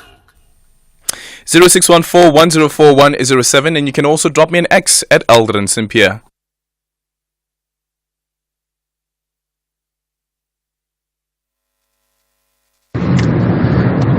Good afternoon, Adrian. It's Mac in Durban. Former Chief Justice Mogoeng. Oh wow, the guy is a gem. He's a gem. Eloquent. He knows exactly. He puts his point across clearly. It's succinct. You can tell where he's coming from, what he's saying. He makes sense all the way. Actually, he reminds us that, once upon a time we had a Chief Justice. The current Chief Justice, he's out of his league. I mean, we didn't expect anything much. I mean, he did dismally in the interview. He was the worst candidate in the interview. I'm talking about Zondo, and he had parachuted to be our Chief Justice. Yeah, but we miss people like Mogoeng. Thank you. Good afternoon, Aldrin, and good afternoon to us from listeners. Aldrin, why is the Johannesburg City Council so adamant on appointing Floyd Brink to this position? If there are skeletons hanging around his closet or whatever, or there's some skeletons hanging around his neck, why is the City Council so adamant on making sure that he is the city manager? What is it that they want from him, or what? Is it hard for them to find a suitable candidate who can do the job better than him? Or are they saying that in the whole of Johannesburg area he is the only possible person that can fulfill that position, or they're appointing him to the position to spite the DA or what? Because it doesn't make sense why they're so adamant to hire such a person who has some questionable record. Thank you. Well, the city has now actually alerted us to a statement that was issued yesterday. It says here, the city of Johannesburg has today adopted its previously adopted report to appoint Floyd Brink as the city manager. This follows a judgment of the High Court which ordered that the council had failed to follow its own procedures in relation to urgent matters requiring council's consideration and approval. The city still believes that the High Court failed to independently and without bias consider the valid and substantial legal arguments presented before it on the process enlisted by council in approving the report to appoint the city manager in February 2023. In its wisdom and with due consideration of the urgent demands to stabilize the administration of the city and to expedite service delivery, council today resolved to retable the report and the appointment of the city manager and to ratify the areas identified by the court as rendering the appointment unlawful, invalid and unconstitutional. It is the considered view of the city that today's vote renders the intention to petition the Supreme Court of Appeal on the same matter moot, and it quotes there the mayor of the city of Johannesburg saying that on behalf of the city we once again congratulate Mr. Brink of his appointment and look forward to the continued administrative stability and uninterrupted delivery of services. So also the argument here, the emphasis also is that they no longer intend going to the Supreme Court of Appeal because the matter has been rendered moot. The DA is still arguing that the matter and the way that which the council has approached the reappointment of Floyd Brink is that they are in contempt of court. Let's see how the court will rule in that particular matter once they do file their papers in making argument that the council was in contempt of court. 0614-104-107, and you can also drop me an X at Aldrin Sampear. Hi, Adrian. It's Telani Kumere here. As your headline reads just now, Adrian, you see people like Mogoeng, I don't think they are providing any direction, but what they are trying to do is to play just political kind of a power play, or rather start decampaigning against the ANC, and that is not going to help them, and you see the kind of discrediting that has been going towards the ANC really doesn't hold sometimes, because I still believe that the people will still vote the ANC in majority, because the kind of competition against the ANC, it holds no water at all.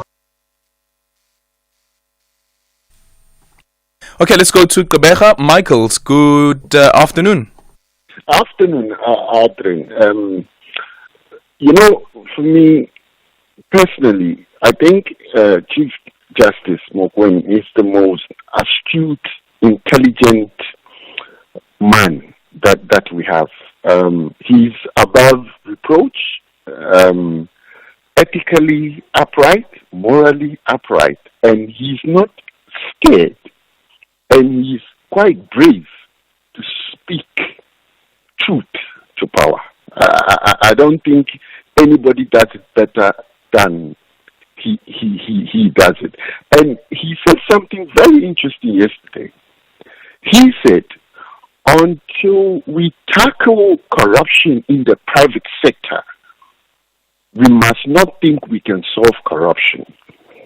And went on to say the focus is always on government, but if we don't tackle the private sector, the corruption in the private sector, which is most of the time just swept under the carpet, we can't solve corruption, which is profound and very true. He also said something else about the media. Now, you see, with the media, who owns the media controls the information, and that's precisely what he said. That because they might have to advertise on these media platforms, sometimes the media cannot articulate or put out issues that affect those who are going to come and advertise there. So he even went on to say that the journalist came to him and said, look, we don't want to lose our jobs. Which is quite true. This is exactly what is playing out. And that's the reason why, Michael, the argument has consistently been made, at least when it comes to the public broadcaster, that you must ensure that the public broadcaster is well funded. Right? Because information sharing is a contested space. And it's also where narratives are created. So you need to make sure that the public broadcaster is well funded. But sometimes you do find that the companies and newsrooms as well are trying to make sure that there is that divide between, and make sure that there's that gap between the newsroom as well as management, specifically sales. But sometimes the lines do get blurred, unfortunately. Sometimes the lines do get blurred. Even if you look at why was... Hi, Michael. Okay. Apologies, we lost him there. 0614-104107 and your ex at Aldrin Sampear. Buying a new TV? You'll need a paid-up TV license. Need to check your balance? No sweat at all. You just SMS your ID or TV license account number to 44210 for fast, effective balance inquiries. Secure your legal viewing fast and simple. Standard SMS rates will be charged. Terms and conditions apply. TV licenses. Pay yours. Make a difference. Manene namanenekazi. Dove is not just gentle and moisturizing. It took great care of the nation During the Rugby World Cup France 2023. Dove rocks just like the box. Danko Unilever for your remarkable contribution to the momentous journey of global heroes. Brought to you by SABC Sport. For the love of the game.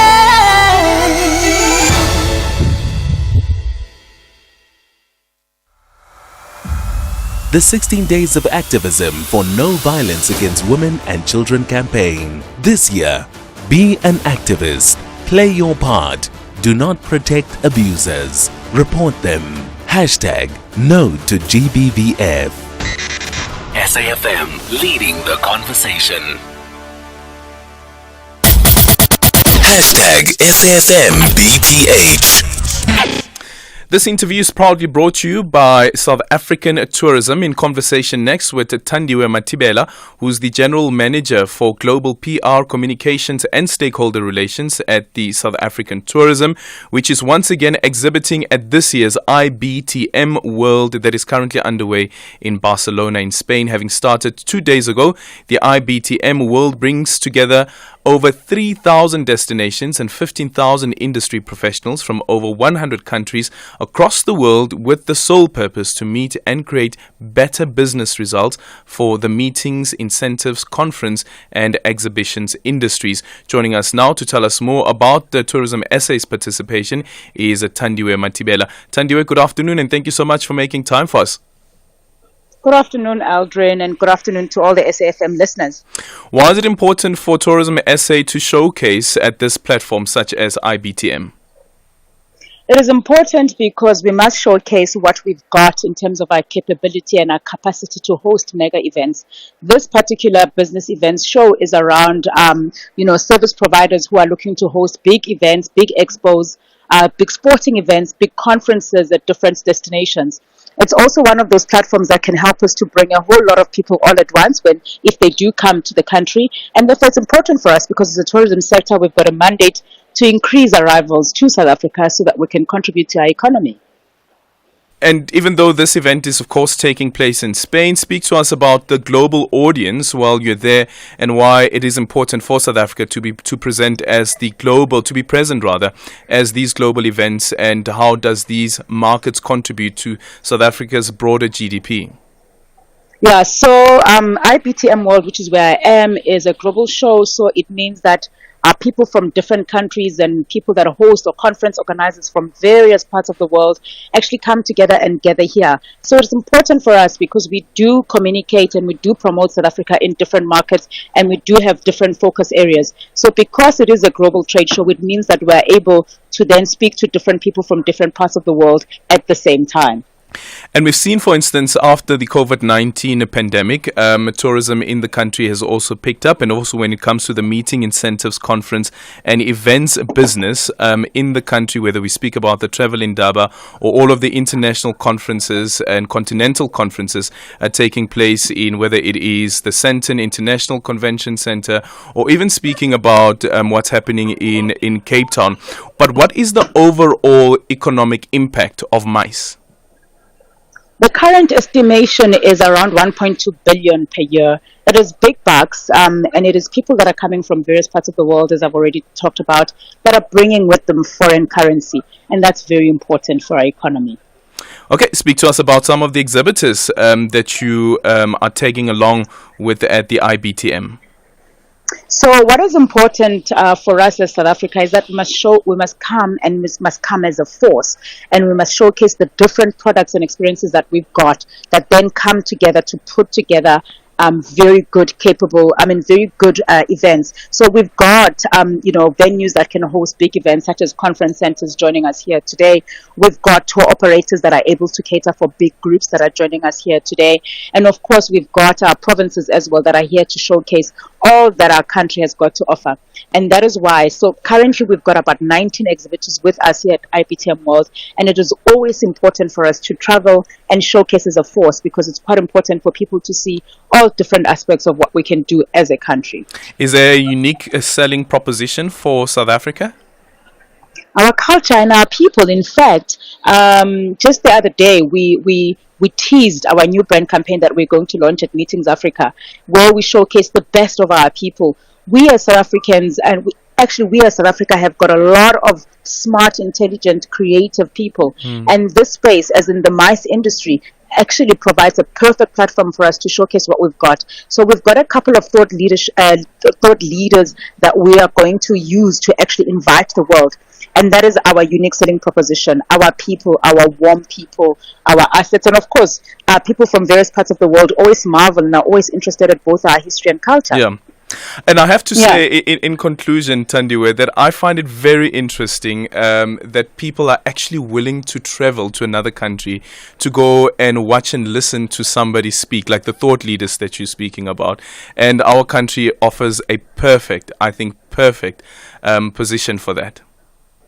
Absolutely. You know, the thing about the MICE industry that is also a benefit more than just the economy benefit is really around the sharing of, it's the knowledge economy. It's around sharing and exchanging ideas, and that's why we also attend these events. Not only do we showcase our products and experiences, we actually go and attend different sessions where we gain knowledge and we bring it back to our country, and equally people come to our country and interact with our people and gain knowledge and they take it back. And that's what it's also about. It's not only the economic and the monetary value, but it's also the knowledge economy. Yeah, thank you so much for your time. That is Thandiwe Matibela, who is the General Manager for Global PR, Communications and Stakeholder Relations at South African Tourism. And that interview was proudly brought to you by South African Tourism.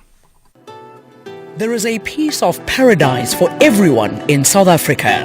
You can get lost in the clear night sky of the desert, hike up to majestic mountains and waterfalls, explore the fun and vibey outdoor events and festivities, feast on perfect seafood on a tranquil coast, or just cruise on a game drive witnessing the Big Five. Whatever your taste, opportunities await. SA Tourism, inspiring new ways. You are listening to Aldrin Sampear on SAFM. Well, we're going to go to the news next. When we come back, we'll play the interview that I had with Moile Zimbeki, speaking about the state of the country's economy and also looking at the state of our politics as we head into the 2024 elections. It's 5 o'clock. It's time for the news. Independent and impartial. This is SAFM News. Thank you, Aldrin. In this news update, government hits back over Mogoeng comments and the Miua trial is postponed. Good day to you. Government has hit back at the former Chief Justice Mogoeng for his view on President Cyril Ramaphosa. During SAFM's inaugural lecture yesterday, Mogoeng said Ramaphosa had a duty to disclose who funded the CR17 election campaign, which led to him becoming both the president of the ANC and the country. Minister in the presidency, Kumbutsa Nsobeni, says Mogoeng's views are those of somebody who's living in the past. On the comments of the former Chief Justice Mogoeng, they are unfortunate because he had a minority judgment on that, and it's unfortunate that he wants to rule from the grave and express a view from the grave. Thank you very much. The Senzo Mayua murder trial has been postponed to next year. The SAFA advocate Thulani Mngomezulu for accused numbers 1 and 2 was unable to proceed due to ill health. He was cross-examining witnesses and the lead investigator. The legal teams met with the presiding judge and it emerged afterwards that Mngomezulu was not feeling well. 5 men are currently on trial for the soccer star's murder in 2014. Cross-examination of the lead investigator will continue when the trial within a trial resumes on the 22nd of January next year. Judge Rata Mohlakeng. Mr. Mngomezulu advises the court that he is not feeling well or he is ill, and consequently he says he is not able to continue this year with this matter, but he says he'll probably be feeling okay next year, January. Okay, for those reasons, this court has got no choice but to postpone this matter. The Department of Social Development has denied claims that the GBV Command Centre has collapsed. This after the centre, which was previously run by Vodacom, has now been awarded to an embattled company, Brilliant Telecommunications. It's alleged the company being paid 40 million rand a month. The department spokesperson, Lumka Olifant, has denied the allegations and says they pay the IT company only 1.2 million rand a month. She says although there are issues with the current service provider, the centre is still running efficiently. Number one, the command center was able to geolocate you. Secondly, we had a USSID and a Skype. So there have been elements that they could not be able to do for us, which we are now dealing, as part of the contract. Things between us and the service provider have not been so easy. There were stuff that they were not able to do, but I challenge you to call the command center now. The command center is working. Meanwhile, Olifant says they're working on resolving their issues with the current service provider. There is a project team that we have put together as a department to make sure that this is done. So at the moment, I will not have the numbers or the dates, but I know that this particular issue has always been on the table, that we need to make sure that it is resolved, because we all understand that there is no way that the service cannot happen. The Indian Prime Minister Narendra Modi has defended his country's record as its G20 presidency comes to an end today. Brazil is taking over the presidency of the G20, which is a key international platform seeking to stabilize the global economy. Kailikle Khumalo reports. Indian Prime Minister Narendra Modi says New Delhi sought to offer the world an alternative to the status quo by reminding the world of what unites us and rather than what divides us. He says the inclusion of the African Union as a permanent member of G20 has fostered a dialogue on global challenges and opportunities. The Indian Prime Minister also adds that they led deliberations on geopolitical issues and impact on global growth. He further says terrorism and the senseless killing of civilians are unacceptable and it must be addressed now. Meanwhile, South Africa is expected to take over as G20 chair in 2025. Kailikle Khumalo, SABC News, Johannesburg. Top story, government's hit back at the former Chief Justice Mogoeng for his view on President Ramaphosa. That's SAFM News, I'm Greg Khus. SAFM, guiding you through the rush hour traffic. Very heavy delays in the northern parts of Johannesburg today through really busy commuting areas. The root cause is this crime scene on the N1 South closing the Willie Mandela off-ramp. You can't come off the highway and turn up to Four Ways or turn down to Bryanston. So terrific backlogs on the highway from the Kloof all the way past the closure and then down to the next exit at Malabongwe Drive. A lot of pressure around Rivonia Road, that on and off-ramp system going through to Wekhoppen. A lot of pressure on Willie Mandela going north, having a look at the crime scene as you get up towards the N1 bridge is highly visible from there, and even the N1 North is backlogging from Malabongwe up towards the Willie Mandela exit, so a lot of traffic in that area, and of course motorists just scrambling to alternative routes like Bowling Avenue and the main road, Grosvenor out to Douglas Drive, all those routes very, very busy today. Pretoria, the R80, the Mopani Highway, a taxi crash at the Hairpin Bend, that is heavy, coming inbound from Theo Martins, outbound pretty much as you get off Esky and Pathvalley Drive, all the way up into the Bend and Theo Martins today. Durban's N2 South stays fairly busy as you come down from Queen Nandi Drive into Spaghetti Junction. There are some queues coming in from Pavilion Mall towards Spaghetti Junction as well. And Cape Town, really a lot of traffic around the beaches today, particularly the main road through Cork Bay, St James and Muizenberg. There is some load shedding plus big volumes, and the first real big backlogs on Victoria Road for the summer. Bantry Bay, Clifton and Camps Bay all heavily backed up. Plenty of traffic heading that way as well on Kloof Neck Road, jamming through Tumbers Kloof area. Rob Byrne, SAFM Traffic. Coming up in your sports, Yankee returns to shocks team for Loftus battle and government to hold SAFA accountable on Women's Professional League. More details at 5:30. The Northwest Provincial Legislature on Premier, Finance, Cooperative Governance, Human Settlement and Traditional Affairs will conduct public hearings on the Northwest Adjustment Appropriation Bill and Northwest Financial Bill on Unauthorized Expenditure on the 1st of December 2023 at Makhore Community Hall in Makhore, Nakamudiri Mulema District, Mogopa Community Hall in Ventersdorp, Dr. Kenneth Kahunda District, Seking Tribal Hall in Dr. Rupse Gamutsi Mompati District, and Morotele Community Hall in Bojanala District. All public hearings start at 10 o'clock. Banyana, African champions and top 16 team in the world are in action on Monday the 4th of December 2023 at the Lucas Moribe Stadium at 3 p.m. They are on the road to defend the trophy as they face Burkina Faso for the Women's Africa Cup of Nations 2024 qualifiers. Join us to close the year. Tickets are available at Ticket Pro at 20 Rand for adults and free for children under 12 and scholars in uniform. You can also watch the match live on S3 at 3 p.m. Rand Water is concerned about the significant increase of water consumption in its areas of supply. The increase in water consumption is putting severe strain on Rand Water's distribution network. To save water, please do not wash your cars with hose pipes. Use buckets. Water your garden with sprinklers between sunset and sunrise. Do not wash your pavements with hose pipes. Use brooms. Repair your leaking taps. Cover your swimming pools to avoid quick evaporation. Shower instead of bathing in a tub. This message is sponsored by Rand Water in partnership with City of Joburg, City of Ekurhuleni and City of Tshwane. Manene namanenekazi. Dove is not just gentle and moisturizing. It took great care of the nation during the Rugby World Cup France 2023. Dove rocks just like the box. Thank you, Unilever, for your remarkable contribution to the momentous journey of global heroes. Brought to you by SABC Sport. For the love of the game.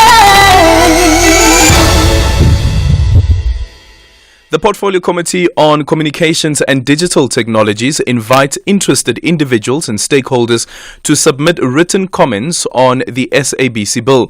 The bill seeks to repeal the Broadcasting Act of 1999 to regulate the continued existence of the SABC, to provide for its governance, to amend the ICASA Act of 2000 and the Electronic Communications Act of 2005.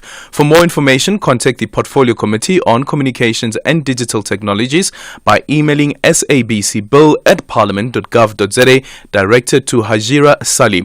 The closing date for written submissions is Friday, the 15th of December 2023 at 4:30 p.m. You are listening to Aldrin Sampear on SAFM. It is 9 minutes after 5 o'clock and it's time for the interview. As the country prepares for the next year's national and provincial elections, today we look at the state of our politics, examining how various political parties will position themselves as they will be competing for potential voters. A lot has been said about next year's general elections being the most important election since the seminal 1994 elections. Also, what we cannot ignore is the fact that there is growing opposition to the ANC's dominance. Hence, we have witnessed the formation of the multi-party charter. But can the opposition parties unseat the ANC? We find out from Mwele Timbeki as he joins us to share his thoughts on the role and effectiveness of political parties ahead of next year's general elections. And this is a pre-recorded interview, and I started off by asking him how he feels about the country.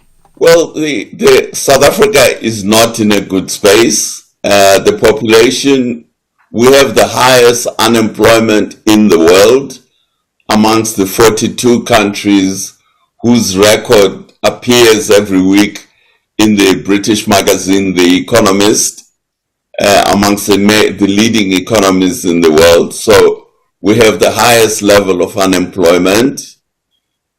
We have 20, according to the government's own statistics, we have 27% of all children under the age of 5 stunted, and a huge part of our population goes to bed hungry. That's one side of the equation, the state of the welfare of the population.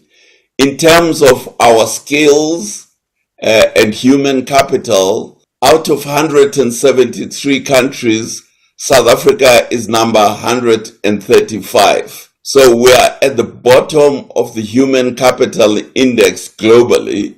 And then looking at our infrastructure, for the last 17 years, South Africa has been going through a power cut regime, which the government has completely failed to resolve. 17 years.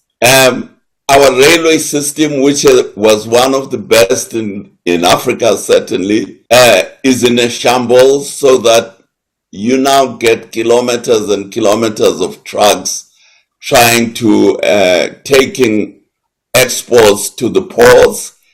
And the South African ports like Durban and Richards Bay are at the bottom of the list in terms of efficiency in Africa and in the world.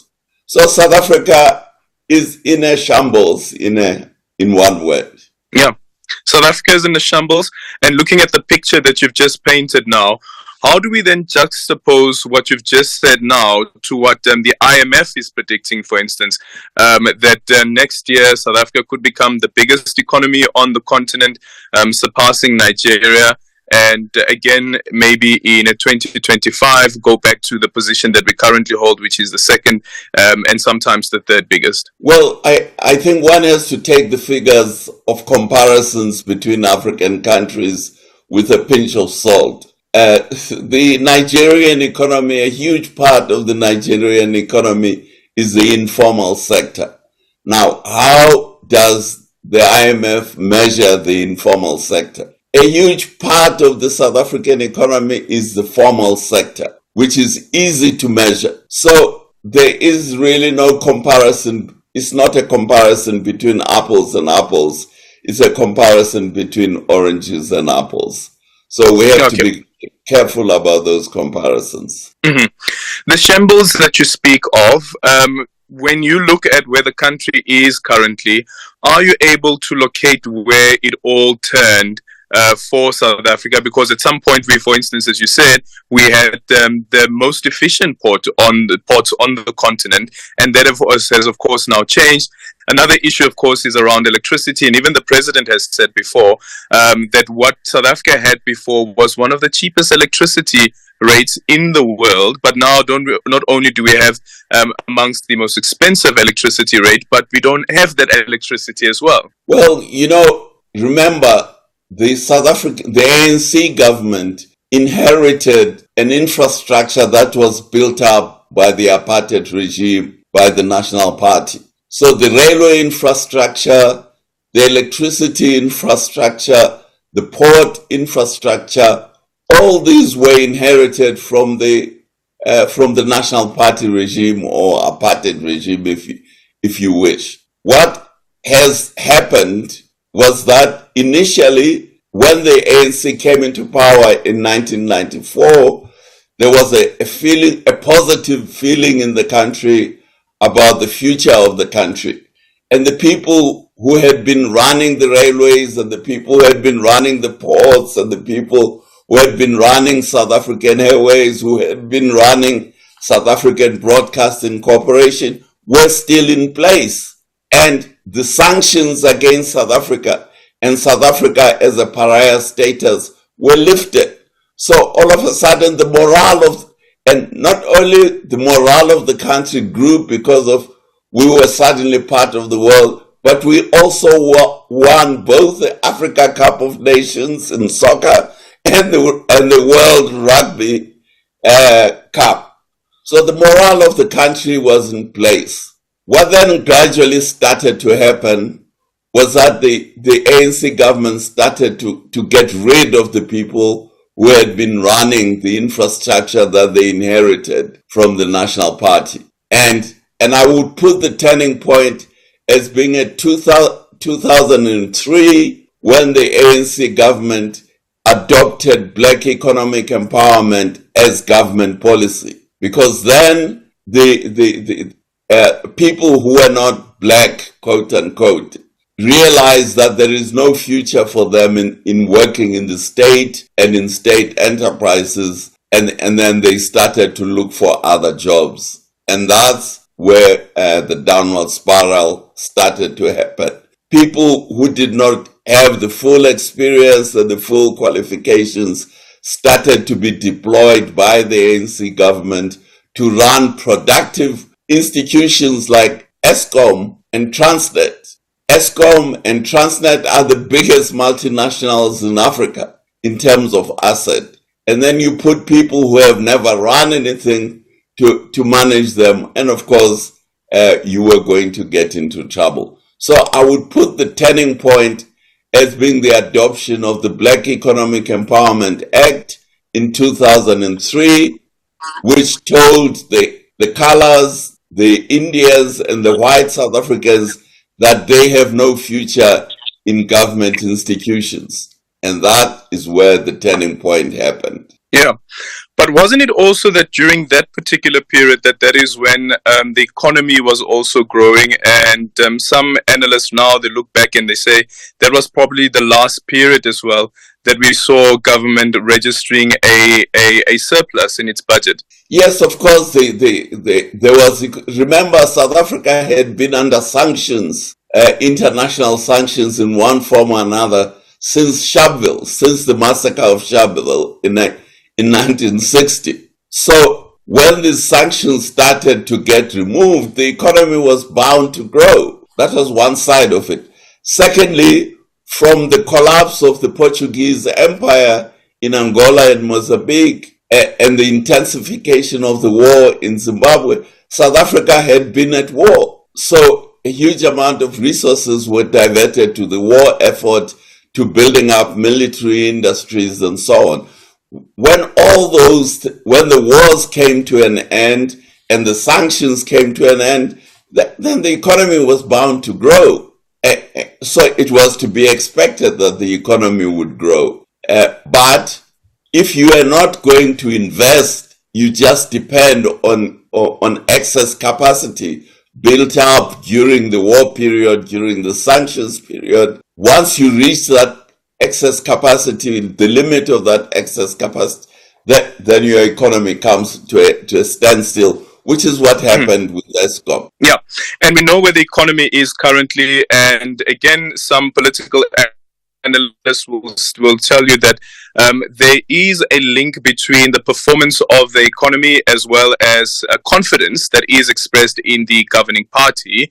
And we've seen what has happened now over a couple of years now, at least the past 2 centuries now, what has happened to the country's economy. But why do you think then the electorate still seem to show confidence in the ANC, although of course it's still on a declining trajectory? Well, you have to really understand the South African electorate. The South African electorate is a very complicated animal. So you have to look at what is happening. First, if you look at the Western Cape, the ANC has no presence there. They only have about an estimated 23% of the electorate. So you can't say the people in the Western Cape, which is our third largest industrial province, have confidence in the ANC. That's point number one. Point number two, the biggest metros and industrial centers in South Africa are in Gauteng, which is Pretoria, Johannesburg, and Ekurhuleni. This is the heart of the industrial economy of South Africa. The populations in those three metros used to vote for the ANC. But since 2016, the ANC vote in those three metros has declined enormously. So you can see that the major industrial centers of South Africa have no confidence in the ANC. And this is our most educated population. This is our most skilled population. And if you lose the metros of Gauteng and, of course, of the Western Cape and Nelson Mandela Bay, it means the top sections of your population in terms of skills, in terms of education, in terms of wealth, have no confidence in you. And so you have to understand the major constituency of the ANC is now going to the rural areas and amongst the poor in the urban areas. Yeah. So do you then agree with some of the polls that have run that see that there is a possibility of the ANC being pushed below that 50% threshold in Gauteng as well as KwaZulu-Natal, which are the three industrialized provinces that we've been speaking about? And also we know, for instance, how the Democratic Alliance was able to start off with taking over the metro of the city of Cape Town through a coalition, but eventually it became the most dominant party in the Western Cape. Yes, absolutely. I think it's very clear that this is a trend that is happening. The ANC is becoming increasingly dependent on the rural voters, and for the support of the rural voters, it is giving them, instead of jobs, and it's giving them social grants and social welfare. So that is the problem. That's what's happening to the ANC vote. So that's why I'm saying one shouldn't go with generalizations. You have to start to dig into the detail of what people think of what voters think of the ANC leadership. What about the opposition? What do you think the opinion of the electorate is when it comes to the opposition, and also juxtaposing that to the decline in the voter turnout that we've been seeing in the last, I think it was the 2016 election, rather, the local government election? The ANC said that what had happened there was that people didn't come out to vote for the party, but they didn't come out to participate in the elections at all, so they didn't choose the opposition. Well, in normal language, that's called abstention. So when you have a choice to vote yes, no, and you decide not to vote, it's called abstention. That's what is happening in South Africa, especially in the metros, is that the people, a big part of the people who used to vote for the ANC don't find the opposition parties to have solutions to the problems of the country. So instead of voting for the opposition, they decide to stay at home. So they abstain from participating in the process. So this shows the weakness of the opposition parties. We have over 300 registered opposition parties in this country, but they have no solution to our unemployment. They have no solution to our electricity supply. They have no solution to many of the country's problems. All they spend the time is moaning and groaning about the ANC, but they don't tell us what their solutions are to the problem. That's why the voters have now become disillusioned with the opposition parties. Yeah. But it almost seems as though that the opposition with this multi-party charter, we've seen also with the small political parties as well, like for instance Sarah, which is very, very small, come up with this idea of having a cooperation between the political parties heading into the election. Some say it may confuse the election, but there seems to be this concerted effort of the opposition actually working together to unseat the ANC. I've gone through the document that was signed, that was produced by the big conference of these various parties that started off as the Moonshot Pact and became the multi-party charter. All that document tells you is that these are the problems South Africa has. We have a poor public education system. Our railways are not working. Our airline is not working.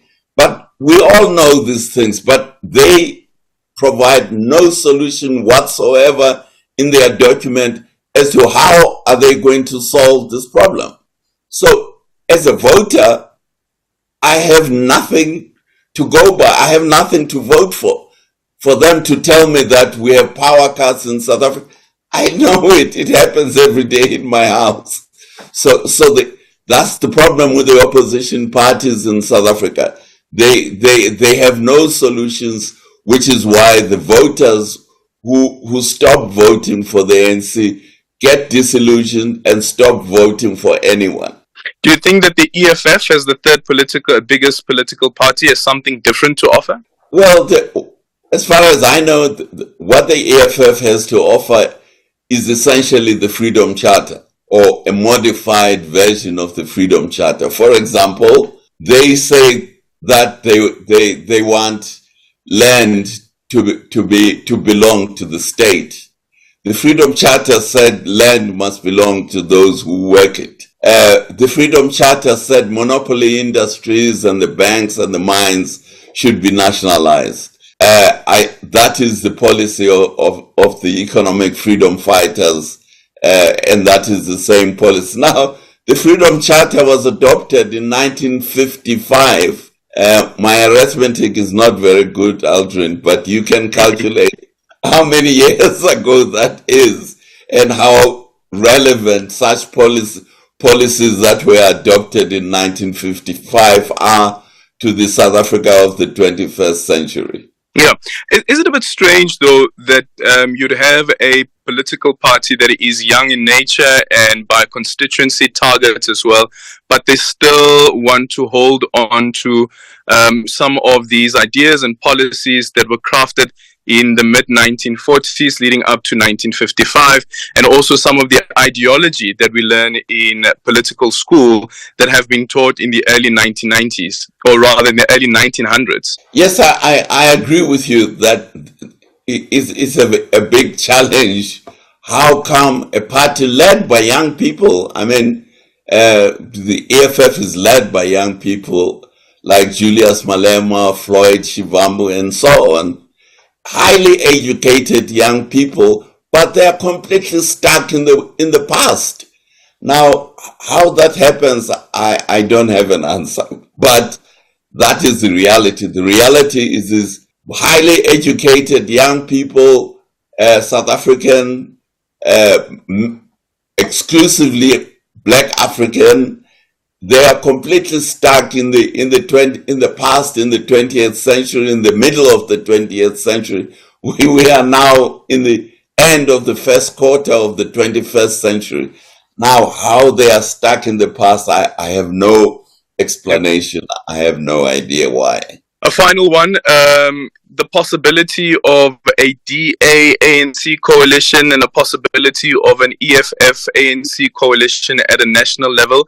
What do you think that looks like, and what could it offer the country? Well, an ANC DA or ANC EFF solution, the ANC will still be the big brother. They are the biggest party. You know, if you remember, in our last election, which was the local government election in November 2021, the ANC fell below 50%, but it got 46% of the vote.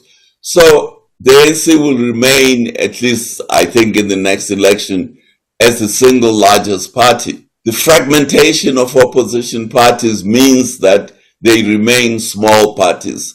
So nothing will change whether you have a DA, ANC, or ANC, EFF. Nothing will change because the ANC will remain the dominant player. And the ANC will dish out positions for their new coalition partners. But the policies, or more accurately, the lack of policies that we are living under the ANC will continue. Yeah. Does that mean that you still see the ANC going above the 50% threshold? No, I don't. It will be a dominant political party. Yeah, I think it will be a dominant political party, even if it falls below 50%. But the evidence we have now, besides what the polls are saying, the practical, concrete evidence were the 2021 local government elections, where the national side of the vote, the ANC only got 46%. So we know that the ANC already in the last election went below 50%. Well, there is Moletsi Mbeki, political analyst and deputy chair of the South African Institute of International Affairs. What's your take on how he has presented his case about the state of the economy, the state of politics, but also looking at political parties and what they have to offer ahead of the 2024 general elections? 0614-104-107. You can also drop me an X at Aldrin Sampear, and our studio line is 086 000 2032. It's 5:30. Time for the news headlines with Greg Host. Good evening. Good evening and thank you, Aldrin. A quick look at the headlines. The DA has received the lion's share of donations in the second quarter of this year. Government's hit back at the former Chief Justice Mogoeng for his view on President Ramaphosa. And the climate change meeting in Dubai has made progress in pushing for the adoption of a fund that will help developing countries to address climate change impact. There's a full update at the top of the hour.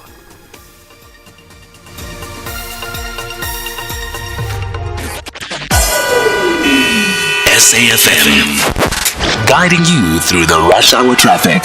Well, it really is a traffic disaster in the northern parts of Joburg today. The N1 South off-ramp to Winnie Mandela Drive for a turn up to Four Ways or down to Bryanston remains closed to a crime scene, which actually happened this morning. So the N1 highway, big backlogs from Buccleuch passing Winnie Mandela. Then there's a crash scene as well, and then there's traffic backlogging down towards Malabongwe Drive to sort of turn around and come back up. So the N1 north from Malabongwe up towards Winnie Mandela also slow. Winnie Mandela itself from Bryanston across the highways jammed up. Bryanston Drive, Sloane Street into that's all very heavy. The other big impact is on Rivonia Road on and off the highway. Motorists either struggling to get into the N1 South or wanting to get off in a hurry. So that whole sort of Sunny Hill and Rivonia area very big. It's a major incident and it's a major impact of traffic. Also a collision on the Mopani Highway just by the Bend section. So coming in from Shoshanguve, it's quite slow, and heading out towards the Bend, it's also dreadful as well. And the other big story that we're watching today is really the beaches in Cape Town. Still 30 degrees in Cape Town at the moment. At this time, the Victoria Road along the Atlantic seaboard solidly jammed with traffic from Bantry Bay through Clifton to Camps Bay, and there's so much traffic in South Peninsula around the beaches plus load shedding. So the main road through Cork Bay and St James, Muizenberg Lakeside, both ways very heavy, and then Baden Powell between Muizenberg and Strandfontein Pavilion also jamming quite heavily. Just keeping it south, a crash on Komiki Road at Masipumalala causing delays as well. Rob Byrne, SAFM Traffic. This is SAFM Sports with Tuming Khapele. In your sports this hour, let's start things off with football. Sean Bartlett is taking his time before securing another coaching position. This is according to the Bafana Bafana icon, who was relieved of his responsibilities by Cape Town Spurs in October due to disappointing results, resulting in 7 consecutive defeats in the DStv Premiership. And the 52-year-old striker or former striker says that he remains open to various opportunities. However, he is utilizing this time out to reflect select and strategize ways to enhance his skills for the next coaching opportunity. Meanwhile, Deputy Minister of Sports, Arts and Culture, Nqawe Mafu, has called on the South African Football Association to stick to its promise of starting a professional women's league. When Banyana returned from the FIFA Women's World Cup in New Zealand and Australia a few months ago, commitments were made by SAFA that the professionalization of women's football is linked to their bid for the 2027 FIFA Women's World Cup. However, the association, having since withdrawn from bidding for the 2027 showpiece, Mafu says that they will still hold SAFA accountable for implementing this. Look, the professionalization of the football in the country for women is something that we are very clear about.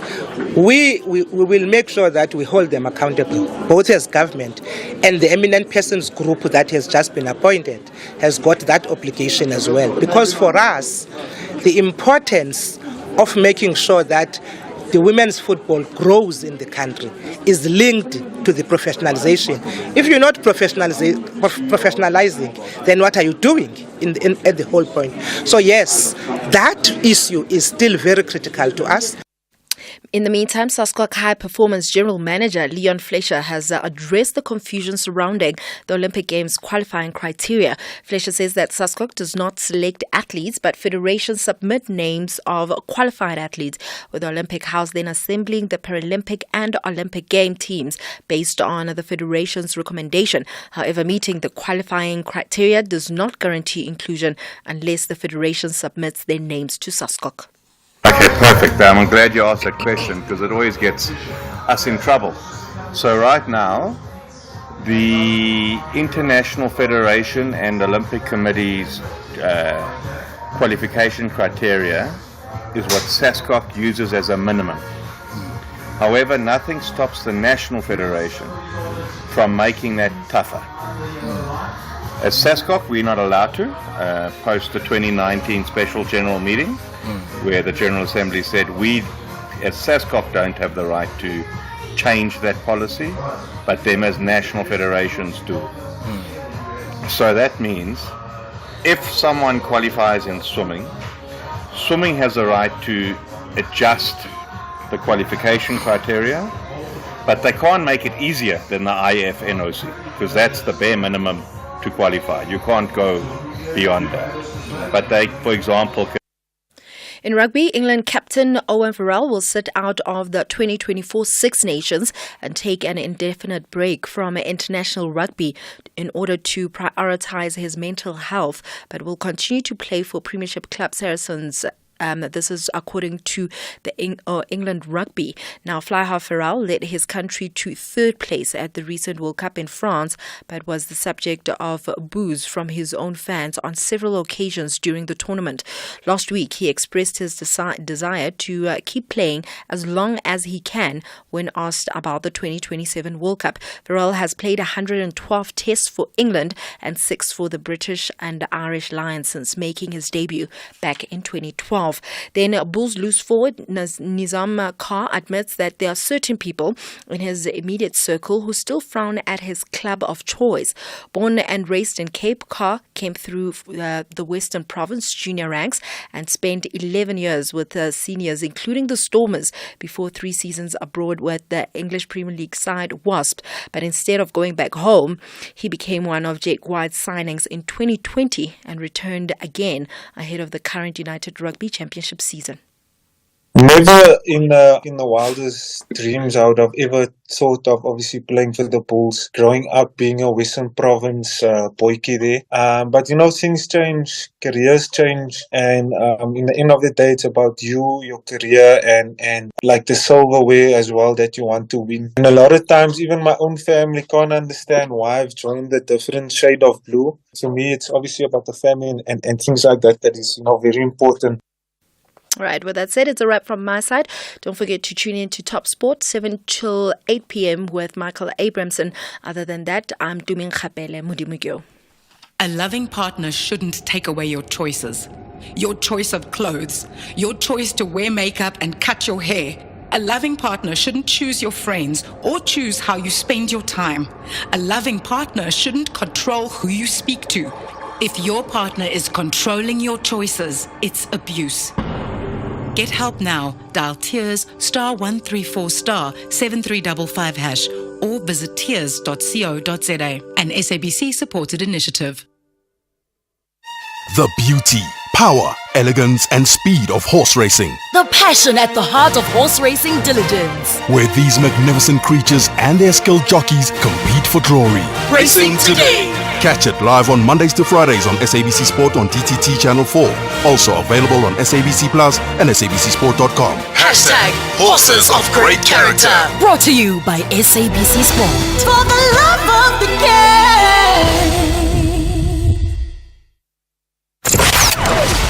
Economic news on SAFM. Facts and figures you can count on. And it is time for a MoneyWeb market update with Jimmy Moyaha. Jimmy, good evening and welcome to the show. What's coming up? Good evening, Aldrin. Good evening to the listeners. On today's show, we take a look at some market movements. We take a look at the crypto study that was done by the FSCA, that is the regulatory body that regulates financial services providers in South Africa. We speak to a senior specialist there around the crypto study that was presented, or the findings rather, that were presented today. We speak to the CEO of a SPAR around their latest set of results. They've elected to forego a dividend. We also dig into what's happening with the business around that SAP software implementation program. Obviously, that's been such a contentious thing that's come up in the media of late for the SPAR group. So we get a sense of what has been unfolding there at the business. And then recently there was updates provided by both the Financial Action Task Force as well as by National Treasury around our grey listing status. So we speak to the Deputy Director General at National Treasury around these updates and get a sense of where it puts us for grey listing. I mean, there were early conversations that we might only come off the grey list in 2025. So we just look at how much progress has been made in that respect, because it is such an important thing that needs to be addressed and needs to be dealt with. And we're going to get a sense from National Treasury themselves around where we stand there. And then we're going to chat to Old Mutual around offshore investing. We've been looking at a lot of retirement investing and a lot of allocations into things like pension funds. So the Old Mutual Investment Group has come out to just chat to us about the offshore allocations, because that's been increased as of last year in terms of how much pension funds and asset managers can allocate to offshore portfolios. So we'll take a look at that. And then, because it is Thursday, we have our SME of the week. And for this week's SME, we continue with our series, hopefully finding SMEs and products that can be very good Christmas gift ideas. I'm joined in studio by the founder of a company called Home of Nula. It is a skincare and home essentials brand. So we speak to that founder and just get a sense of how she's built her business and what she gets up to within the business. Before we get to all of those stories, though, we've had Henko Creer keeping an eye on the markets for us. It looks like it's been a fairly decent day on the markets if you are everything except the rand, because the rand, it looks like, has given back almost a full % against the dollar, and oil hasn't been doing too well. But Henko's joining me now to give us a sense of these and other movements. Good afternoon, Henko. Thank you so much for taking the time to keep an eye on the markets. What's been happening? Yes, hello Jimmy, hi Aldrin, and good evening to all the listeners. Yeah, and I think what we're also seeing is that markets are just giving it that final push on this very last day of the month and trying to restore or gain what was lost, what they couldn't get to during the month of November. Can you believe the last day of November, tomorrow being the 1st of December? So on US markets at the moment, we see that the Dow Jones and the S&P 500 up by about 0.5%, and then European stocks closed about 0.5% stronger. That was the FTSE 100, the DAX, and the CAC 40. And similar to the JSE today, the JSE All-Share Index finishing 0.4% stronger, and that was at a level of 75,534 points. The financial index gained 0.1%, the resources index 0.2% stronger, and the industrial index finished 0.8% stronger. It was a relatively good day for Naspers and Prosus, finishing 2.5% stronger. Glencore and Richmond each gained 2%. AB InBev and BHP each 1.8% up. British American Tobacco, Standard Bank, Anglo and First Rand finished the day 1.2% stronger. So it was a great day for the 10 largest companies on the stock exchange or on the JSE, and that's measured according to their market capitalization. Other companies that also gave strong performances, not nearly as big as the top 10, but that had a good day were Alphamin and Montauk, each of those 6% stronger. Textainer and Spar each gained 2.5%, and Quilter and Redefine finished 2% up. On the negative side, Telkom lost 4% today, Afrimat 3% down, Outsurance, Truworths and Old Mutual, those three 2.5% weaker, and Motors, Sasol, ARD Gold and Discovery each lost 2%. Then in the commodities market, the price of gold still relatively high, $2,040 an ounce. Silver is trading at $25, platinum trading at $936 an ounce, and palladium now at $1,020. Brent crude, unfortunately, moving in the wrong direction, and that's up now nearing the $85 mark, currently trading at $84.30 a barrel. And then the rand also moving in the wrong direction, now sitting at 18 Rand 90 to the US dollar. I hope it doesn't strike that 19 Rand mark again. Then 23 Rand 90 to the pound, 20 Rand 62 to the euro, and 12 Rand 45 is what you'll pay for an Australian dollar. Bitcoin is trading at $37,700, and that is 717,000 Rand. Jimmy, that's how the markets performed today.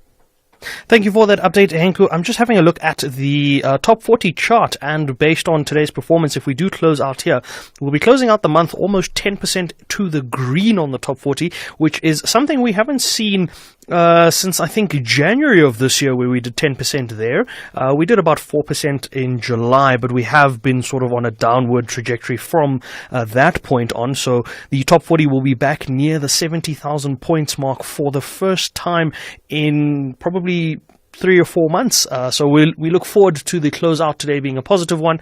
Hopefully the rest of the year and December, as short as it is as positive. But we'll catch up with these and other stories just after 6. For now, Aldrin, we're going to cross back to you and the team, and we're going to catch up with the listeners a little later. Thank you so much. That's Jimmy Moyaha. He's back again just after 6 o'clock. Make every weekend a fragrance weekend with Dis-Chem Pharmacies. Get an incredible 20% off your favorite fragrance like Carolina Herrera, Coty, Diesel, DKNY, Oda, Hugo Boss, Jewel, Marc Jacobs, Mont Blanc, Narciso Rodriguez, Oud, Paco Rabanne, Woman's Secret and Yardley. This weekend only, 2nd and 3rd December. Shop online or in store. Dis-Chem Pharmacies. Better health starts here. Manene namanenekazi. Dove is not just gentle and moisturizing. It took great care of the nation During the Rugby World Cup France 2023. Dove rocks just like the box. Danko Unilever for your remarkable contribution to the momentous journey of global heroes. Brought to you by SABC Sport. For the love of the game.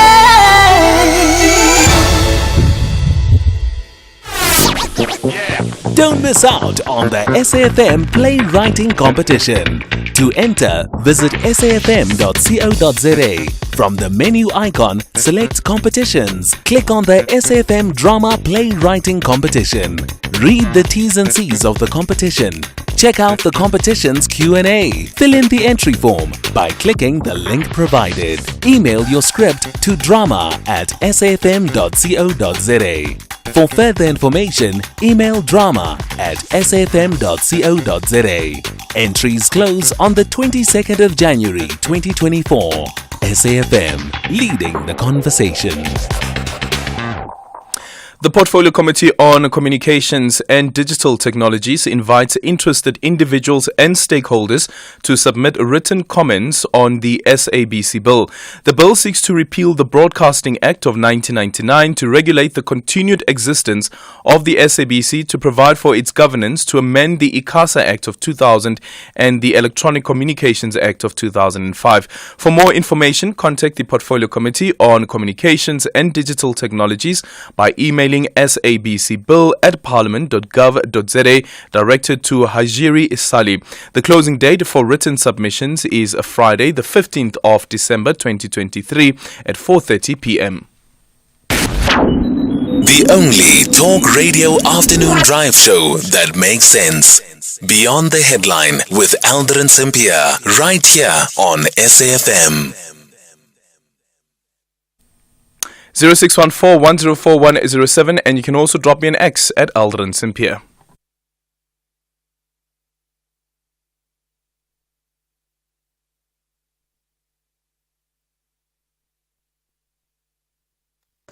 Aldrin, what a fantastic interview. Moeletsi Mbeki has always been my favorite analyst. He is emphatic, he's unapologetic, with the right amount of required cynicism. And I enjoy his mind, I enjoy his delivery, and I think what he says about the South African electorate is spot on. And that analysis on the EFF, I think it's absolutely spot on. And I think my take is there is something there if the EFF pays close attention. They have the following, they have the youth, they have the energy, they have the activism. All they need to do is to have a little bit more of, progressive approach in terms of being more current. And I think they have capacity to do that. Thank you so much, Debatsa from Kempton. Good day, Aldrin. Not to say that opposition parties don't have solution to many of our South African problems. A lot of opposition parties propose solutions to the governing party. A lot, and solutions that could be working, resolve a lot of issues. But the ANC just decided not to entertain those solutions or what the oppositions were proposing, how certain issues can be addressed, especially service deliveries in municipalities, because it's good solution now if they are implemented and they work, and then it's going to be points for those the opposition parties. So that is what I believe the ruling party, the politics, the type of politics that are at play. You implement someone else's solution, then that person is the one that scores, not you.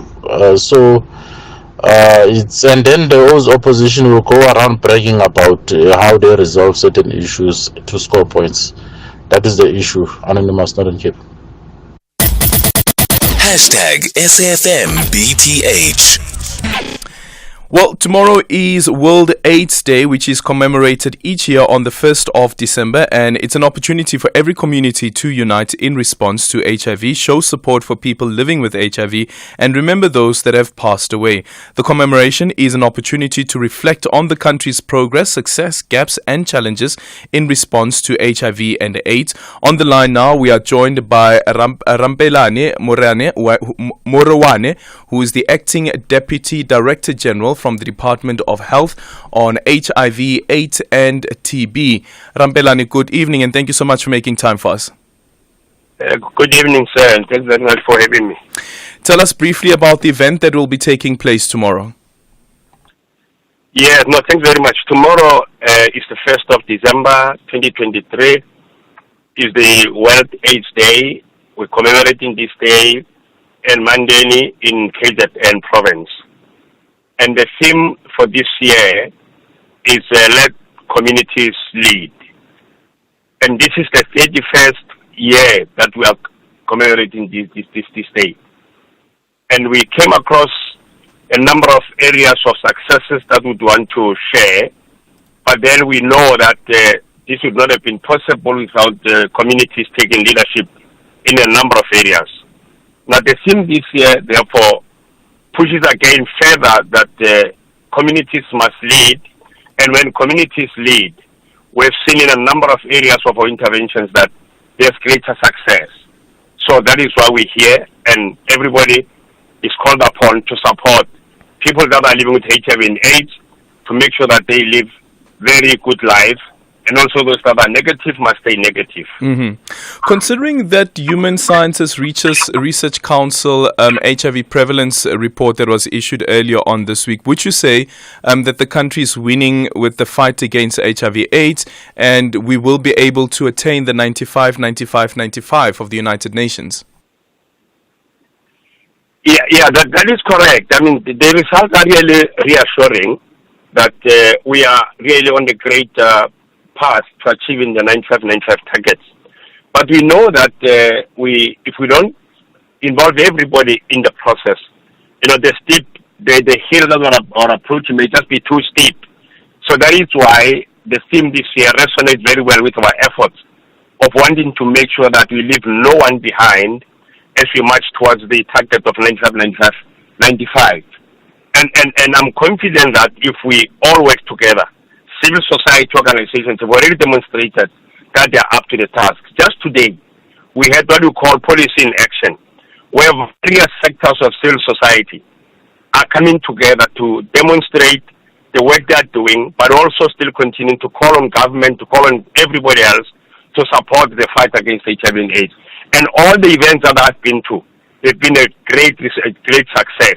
People in their big numbers in the sporting communities, the sporting areas, the young people, women, people with disabilities, people living with HIV, all coming together in a variety of ways to come and say, we indeed want to be together in this fight against the scourge. And indeed, if we all work together like that, and mobilizing those that are disengaged from care to come back to care and remain in care, so that we can then have people that are virally suppressed who can then lead normal life. Yeah. And also the youth zones and Zikhala Kanjani campaign. Tell us about that. Yeah, the country has established 1,845 youth zones in our facilities. And these are facilities that are meant to allow young people to access health services without having any barriers. And one such barrier, which is one of the major ones, is that young people want to be allowed to visit facilities that are friendlier, where they don't feel anywhere threatened, they don't feel anxious, and fearing that the mom and dad may be in the same facility, or mom's next door neighbor, or mom's colleague at work. So they want to be seen at that level, but also they want to be seen by people that understand issues of young people. They want to be free to relate to the providers of services. So we're creating these services to make sure that with the motto of Zikhala Kanjani, we want to start listening to the cries of the young people. And we can only do that if we deliver services in a manner that resonates with their aspirations and their desires. And in that manner, we'll be able to reach them. And as I conclude on this point, the same study that we referred to from Human Sciences Research Council has indicated that we've got a challenge of the young people about 15 years and older, who are then still becoming higher, in higher numbers being infected. So we want to make use of the youth zones to make sure that these people in the younger age group band are encouraged to come to facilities so that they can know their status. If they are positive, they can then be initiated on treatment, and they must remain on treatment so that we can see the best results. Does this then also answer the question around some of the complaints that the youth have lodged against healthcare workers and the treatment that they receive at local facilities? Yeah. Just today, during the session of the policy in action with the people living with HIV and AIDS, they listed a number of concerns about health facilities. I might say that we've got a good working relationship with the community-led monitoring team under the leadership of Richize. And we're working together. Every time they come from the facilities, they do give us these reports. And we identify those facilities where the problems are coming from, and we're able to intervene directly in those facilities. Of course, you're working in a very dynamic environment, but we don't want to drop our guards yet, because we would want to make sure that every time there's a complaint, a concern that's raised by young people, even sometimes with older people are raising those concerns, we must definitely say, we know which clinic this problem is coming from, and we know which nurse is working in that area, so that we're able to intervene, to encourage everybody to be very compassionate and supportive of every user of the health services, including those that are HIV and AIDS, those that are HIV positive. And quickly, final words for young people ahead of AIDS Day. My message to young people is that one, they must learn to practice safe sex.